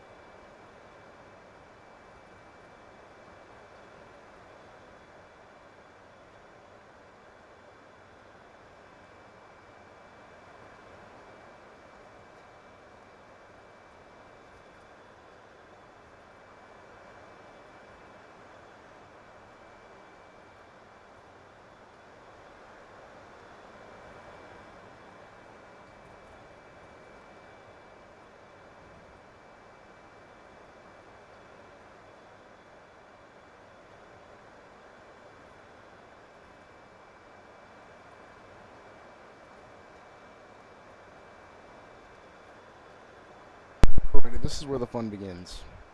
Oh, well, the fun's already beginning, as you can see outside the aircraft window. We have some fun to worry about. Alright, got my frequencies up. Alrighty, so we're going to do now, once we hit Paleo, we're going to start our descent to 6,000 feet for Swan.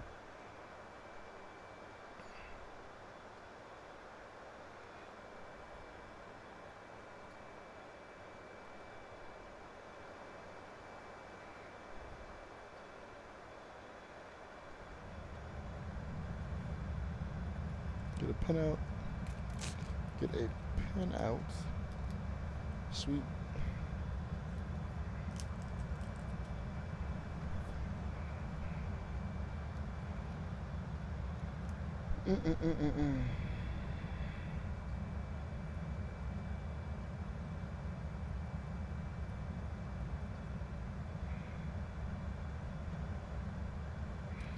Alrighty, and I have the Newark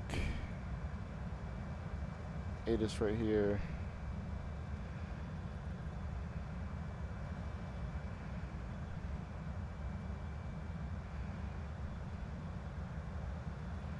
Alright, we have clearance delivery. That'd be clearance to go to in the airport or something of that nature. But since we're arriving, usually have center or approach online. Neither of those people are online. Like I said, the experiences varies from day to day because of that. So we're just waiting now.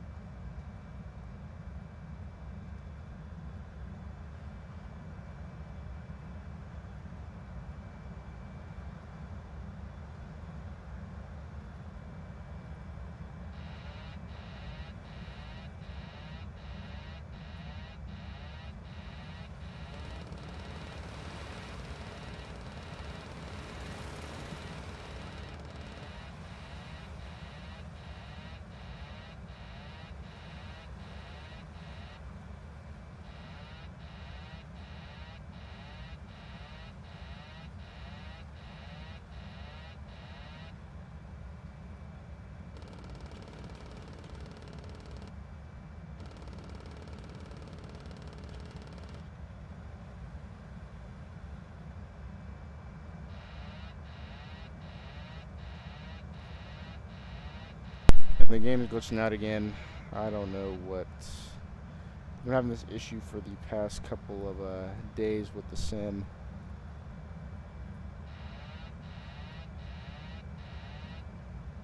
There we go.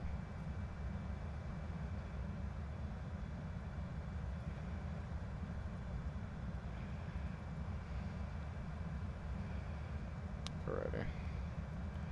So it looks like I'll be hand flying the aircraft.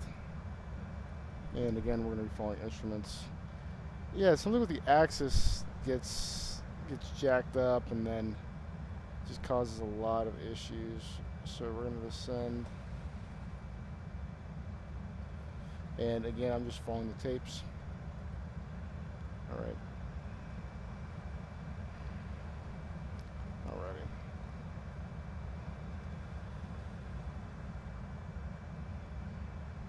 Just slow down.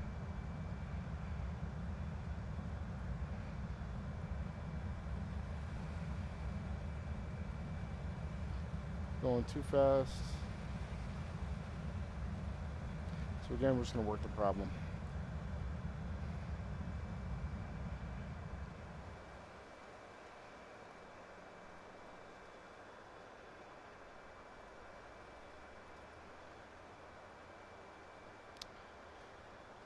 Hopefully it doesn't glitch out again.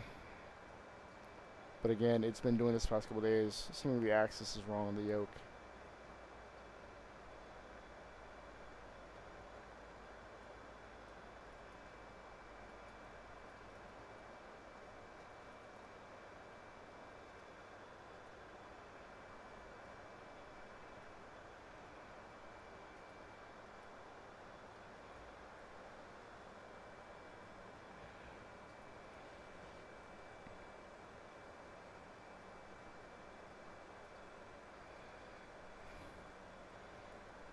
That was interesting.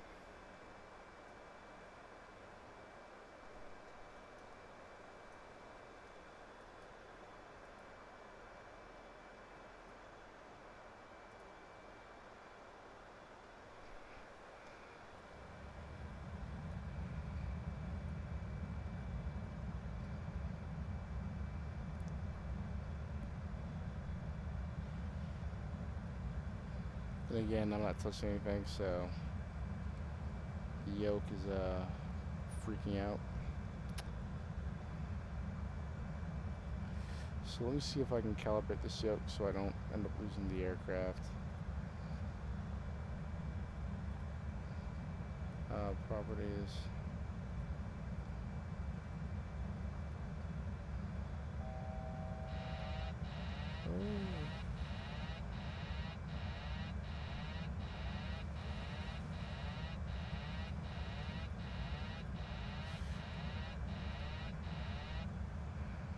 Alrighty. Did a quick calibration again. It's not full, but hopefully it won't glitch out.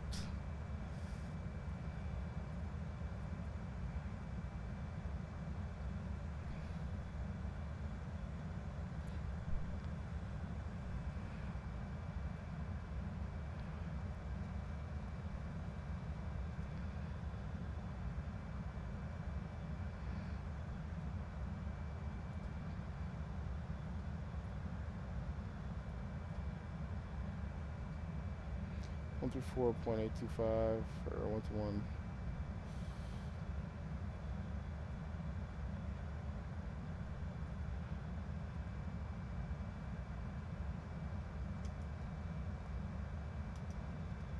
Tango. Newark Airport 8 is information Tango 16510 Zulu. Wind 050 at 6. Visibility 2 1/2. Light rain, mist. 600 scattered. Ceiling 3,300 broken. 5,500 overcast. Temperature 9er. Dew point 7. Altimeter 3007. ILS runway 4 right approach in use. GLS approach available upon request. Departing runway 4 left. Notices to air mission. Operate transponder on mode Charlie on all taxiways and runway. Read back all runway hold short instructions and assigned altitude. Advise on initial contact. All right. You have information Tango. Newark Airport ATIS information Tango 1651 Zulu. Wind 050 at 6. Visibility 2 1/2. Light rain, mist. 600 scattered. Ceiling 3,300 broken. 5,500 overcast. Temperature 9er. Dew point 7. Altimeter 3007. ILS runway 4 right approach in use. So we are on, thankfully using 4 right, so we don't have to go scrambling for charts. Let's see. On the chart it says max of 210 knots from 6,000 to 14,000 feet. So we can start slowing down. So let's start slowing down. That's two brakes are out. You keep those out.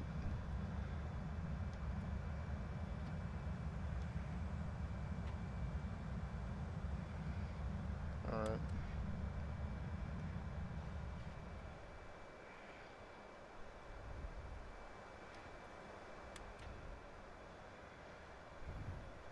So max of 210 knots. So let's start slowing her down.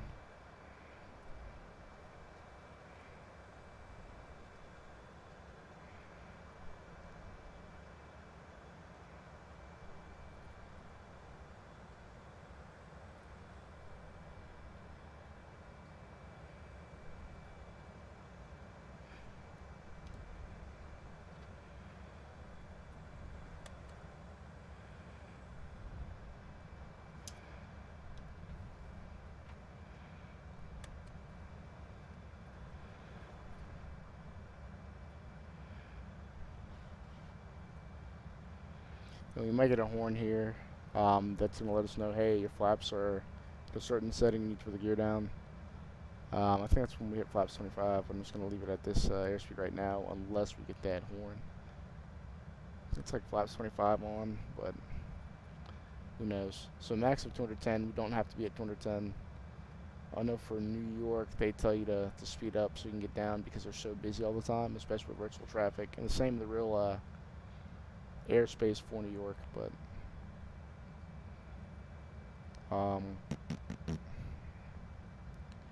slow it down and take a little bit of a chill pill.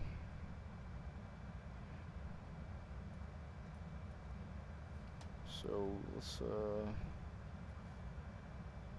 do the flight deck real quick.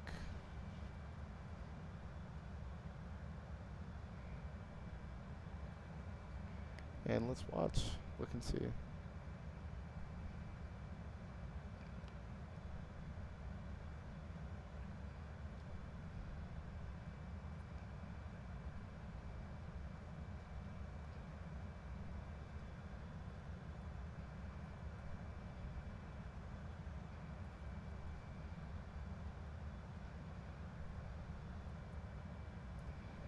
Look at that.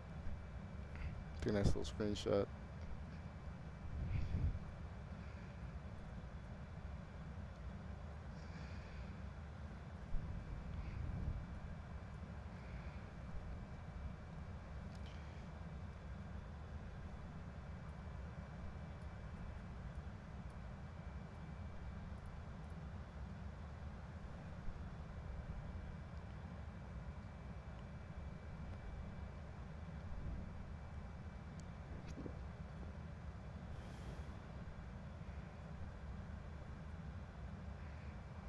Let's see.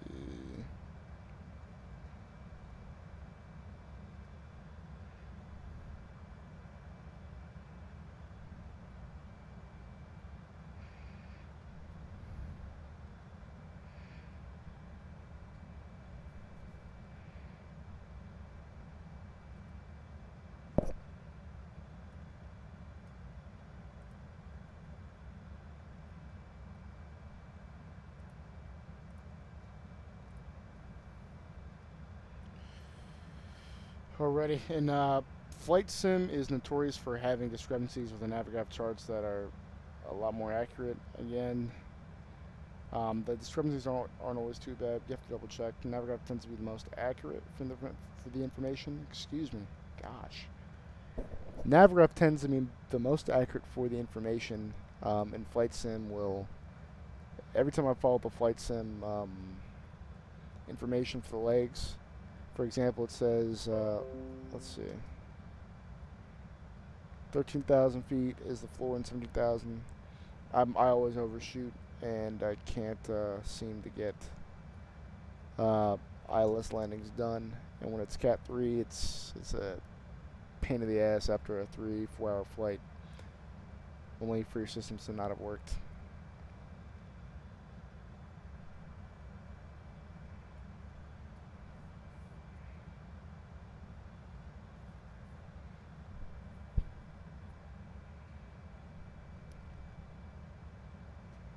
So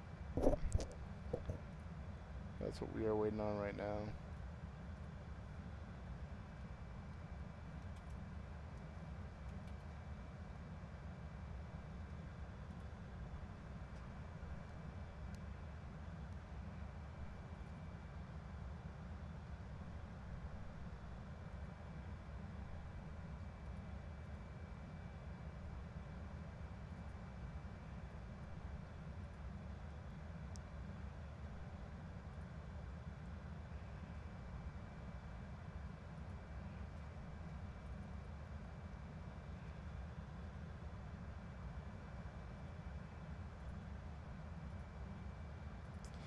And with the flight yoke, this one always glitching out.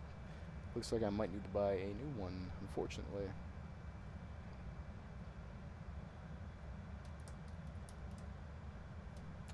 Alrighty, so I'm gonna mute myself again so you guys don't hear me breathing to the freaking mic. But we're looking good so far. I'll let you know if there are any updates.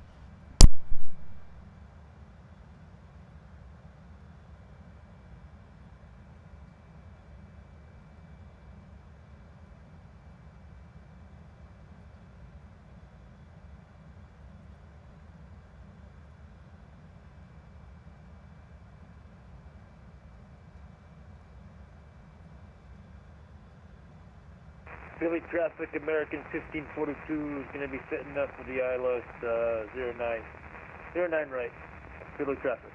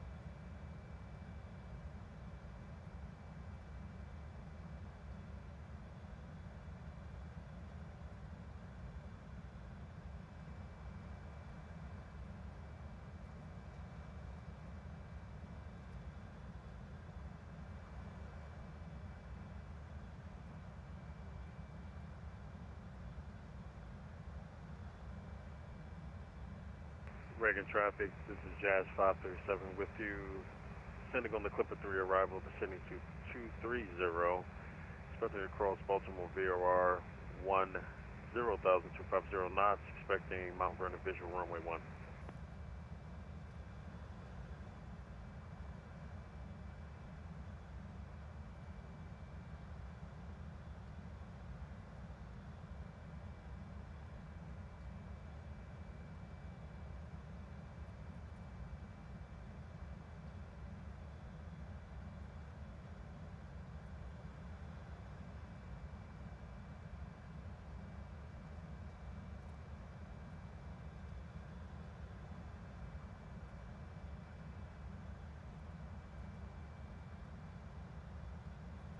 Philly traffic, American 1542 is 9 miles from B1. Going to be shooting the ILS 09 right.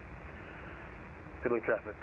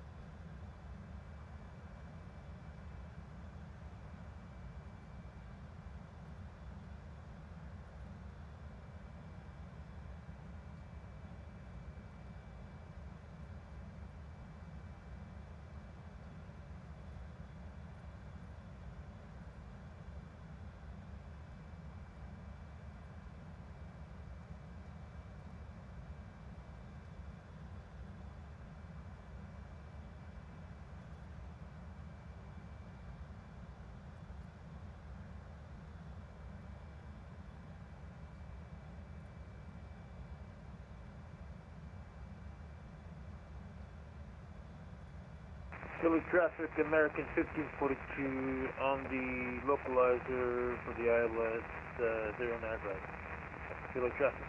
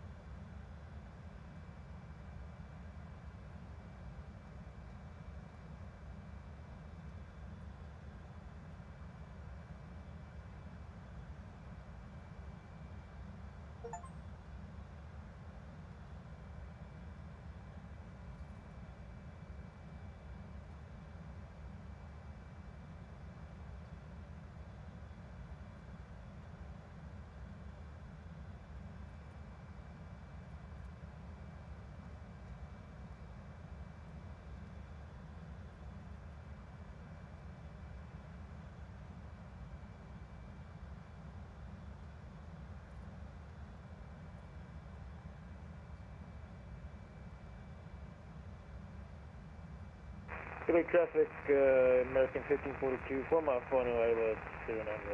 Let's go.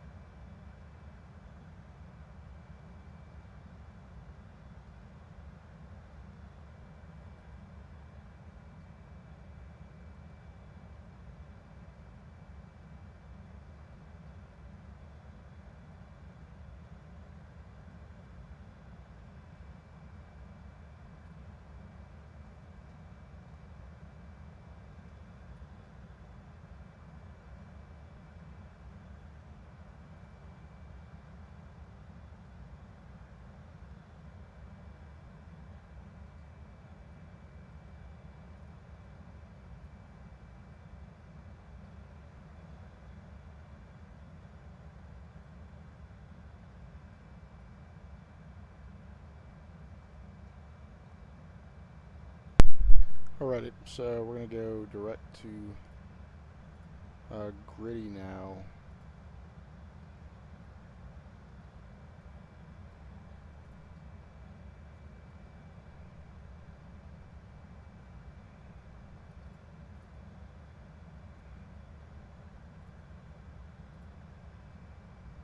Hold up, let me see something.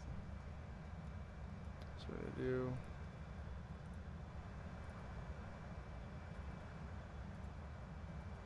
Alright, so we're gonna go direct to Gritty now, and we need to be at 2,800 feet for Gritty. Okay, so we'll start our descent.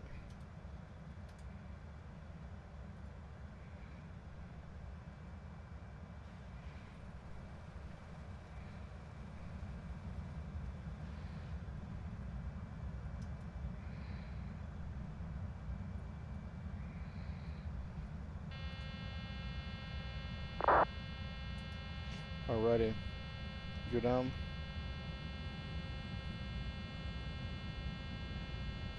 Alright. 3 red, gone to 3 green.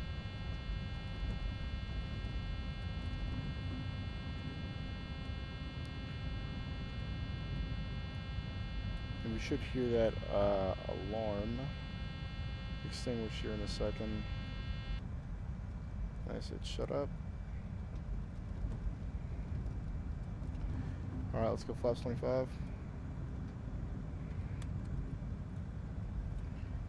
And let's see our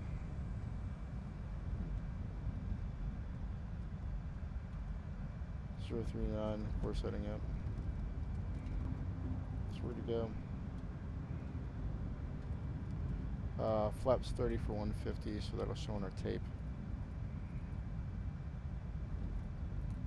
Cool. Alrighty. Let's slow it down.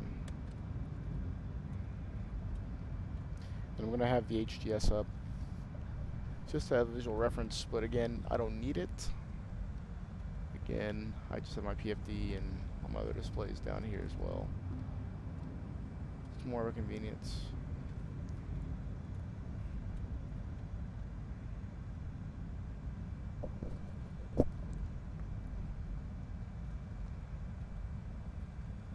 I think it's like plus or minus 6. Like the variation in the speed you can have, so I'm just gonna put it 156, just so we don't stall the aircraft out. Alright, let's put that speed brake up.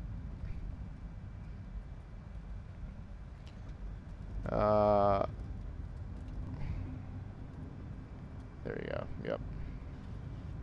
We'll do 155, so we're good. Alright, 108.7 is in both ILS. Course 039 are for both.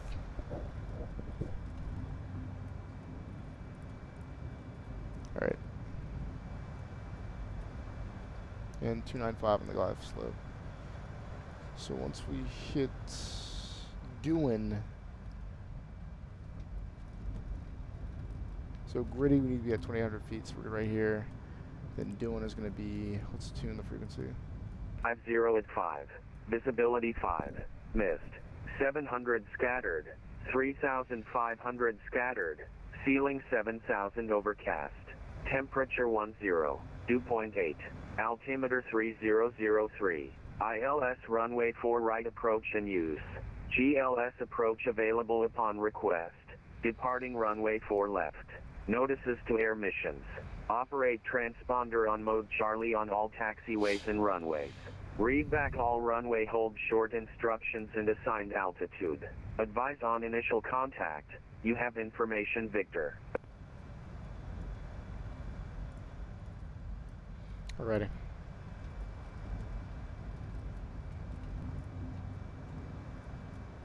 Matter of fact, yeah, I'll keep that down.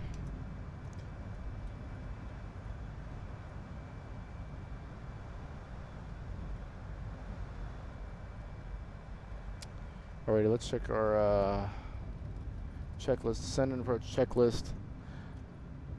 Start. Okay. Chief Airport meter information we did. The altimeter is 3003. Auto brake is set. It's wet outside.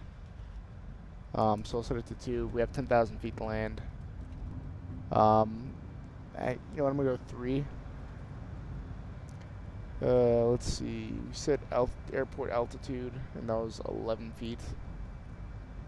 For our ILS information, enter from seeing complete. Arrival, yep. So we already have that in there. Route, no discontinuities, we're good. And then our net reference, approach reference, we're gonna have flaps 30 for 150. And that shows on our tape.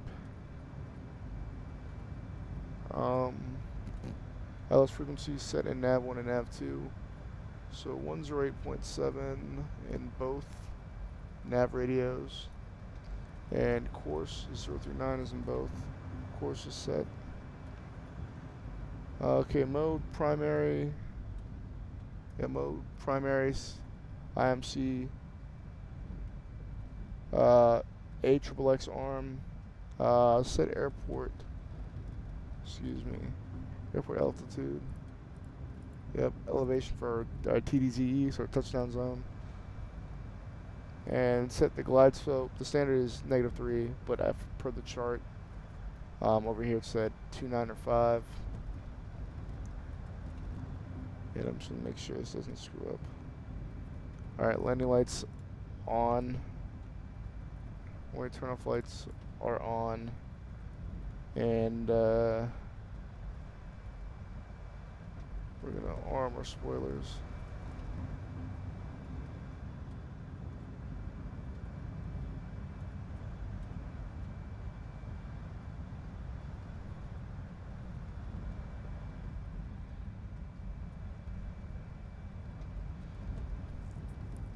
Yeah, this is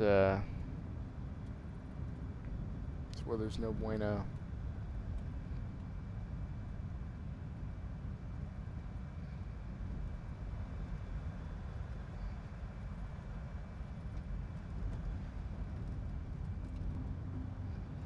This weather is not a fan of us.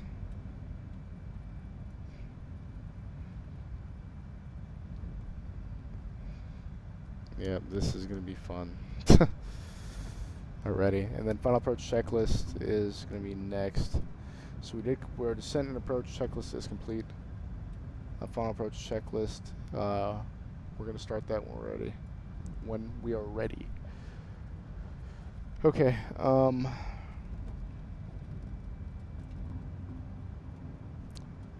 so we'll do the final approach checklist when we start getting closer to the airport.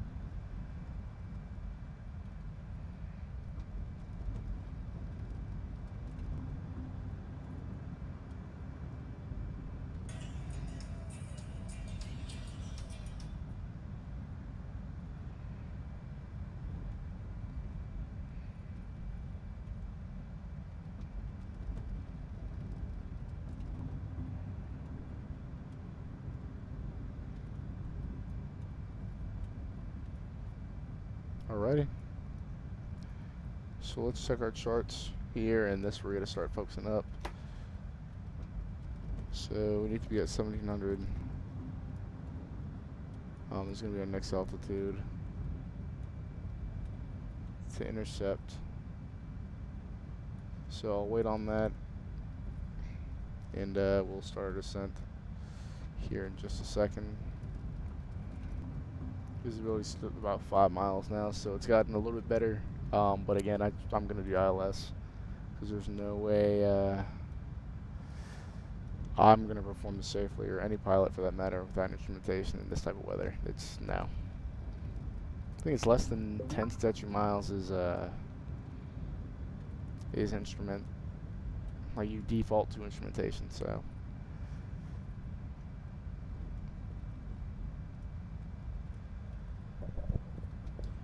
Excuse me.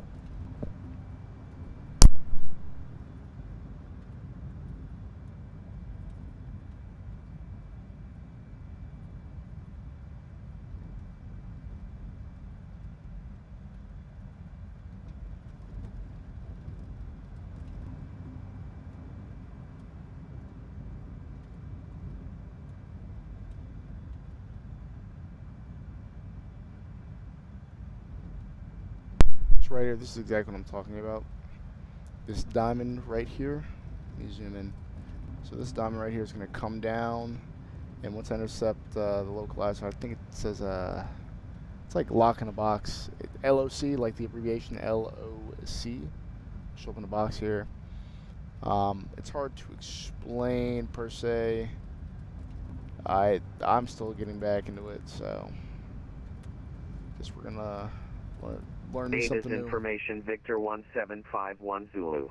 Wind 050 at 5. Visibility 5. Mist. 700 scattered. 3,500 scattered. Ceiling 7,000 overcast. Temperature 10. Dew point 8. Altimeter 3003. ILS runway 4 right approach in use. GLS approach available upon request. Departing runway 4 left. Notices to air missions. Operate transponder on mode Charlie on all taxiways and runways. Read back all runway hold short instructions and assigned altitude. Advise on initial contact. You have information Victor. Newark Airport 8 is information Victor 1751 Zulu. Wind 050 at 5. Visibility 5. Mist. 700 scattered. 3,500 scattered. Ceiling 7,000 overcast. Temperature 10. Dew point 8. Altimeter 3003. ILS runway 4 right approach in use. GLS approach available upon request. Alrighty. Okay, so this is where the bread and butter starts coming in. Alrighty, so again, they told us the ATIS information with our METAR report right here. If we did simple, give us this, but again, this is for practice, so let's see. Is anyone on frequency? Or let me contact Newark traffic. United 2332 is about 10 miles out, expecting runway 4 right approach traffic. Alrighty. So let's get the get the wipers going.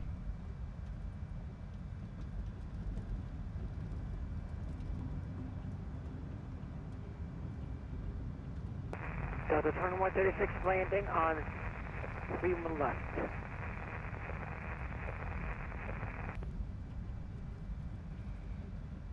Alrighty, and then let's do VOR lock. So once this diamond comes down, see VOR lock, yep, exactly. And then we can press approach, and then turn on both autopilots, and then the aircraft will start going down to the glide slope, and per the settings we put in here, into the information systems. So that box is coming down, that box is coming down, and we should intercept it here in a second.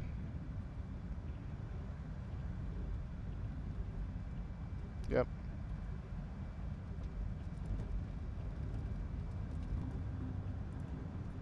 Yep, single channel, yep. That's gonna follow it in.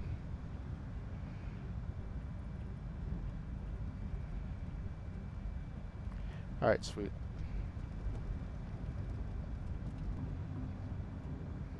Kennedy traffic, Delta 2136, taxiing on Papa, the ramp.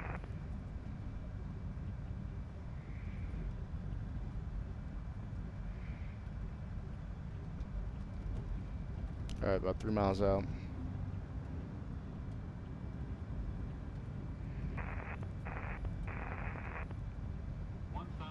Thousand feet.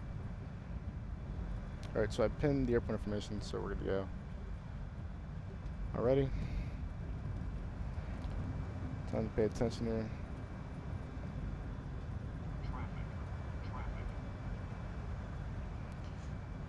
Traffic United 2332 coming in for short final, runway 4 right, Newark.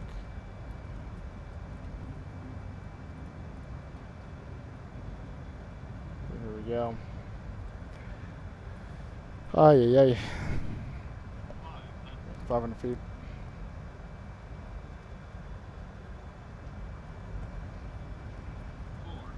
400 feet.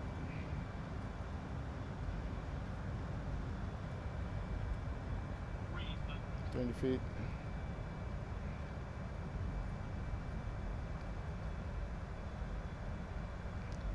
We got traffic over here. 200 feet. Delta 2136 signing off.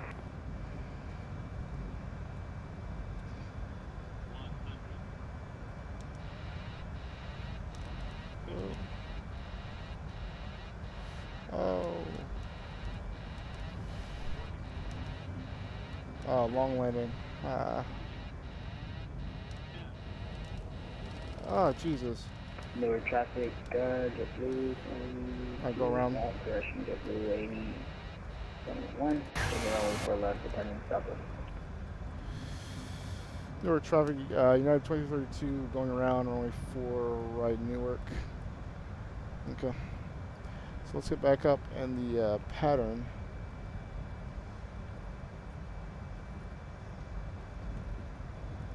So let's see. Let's hand fly the aircraft. So let's go.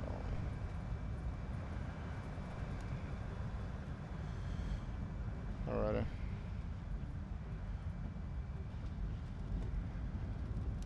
So here we go.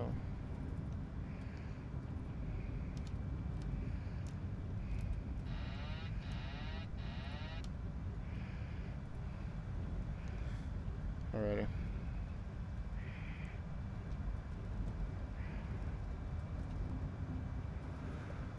Let's go back out.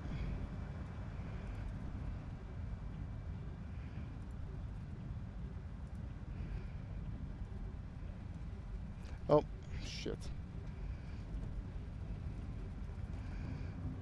Push the nose down. The aircraft. Man, this. Alrighty. Let's gear up. Flaps up.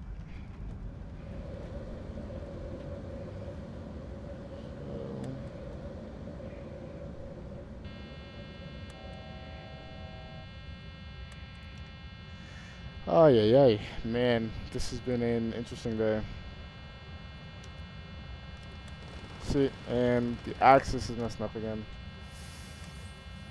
Alrighty.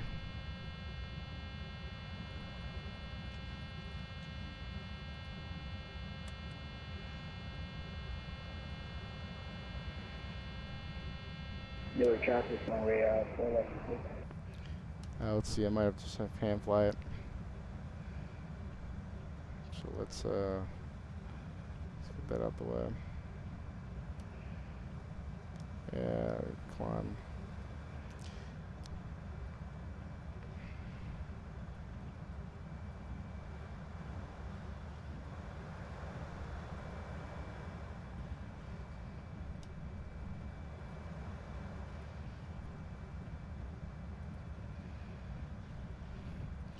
Probably. So we're within stall range. Okay, we're not stalling yet. Alrighty, a little stressful, but again, it's practice, so.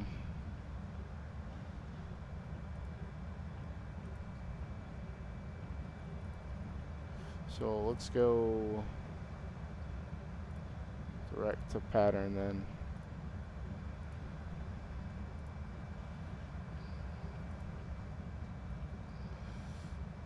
KEWR traffic, speed 145 at 4,000 feet inbound tax for the island 206 approach.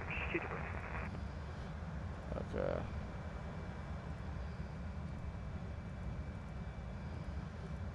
Come on.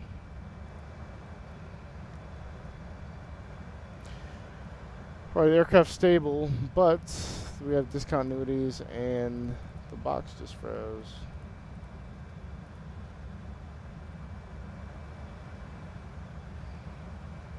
Oh, we might be having random failures. Okay.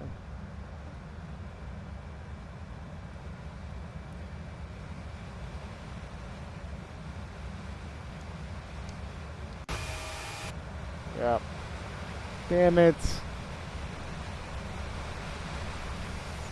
Yeah, the aircraft decided to freeze on me because the yoke isn't moving.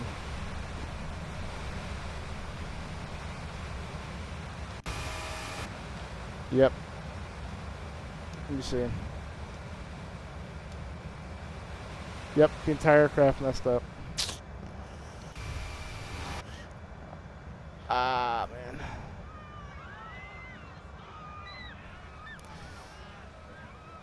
New York Kennedy traffic, good afternoon. Giant 8540 heavy, at 747 400, currently 33 nautical miles to the northwest of the field, level 1, 2000.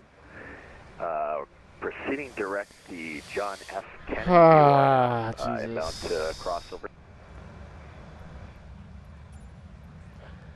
So, as you can see, I had some failures. Aircraft messed up on me. And, yeah, I am very irritated right now, but it happens. It's a sim. I tried to pull back gently coming in for that final approach on the runway, but just, I don't know. This yoke needs to be calibrated again, and as you can see, we had issues with it beforehand. So it happens. But thank you guys for stopping in, and hopefully we'll get this fixed, and we can try this schedule again here sometime soon.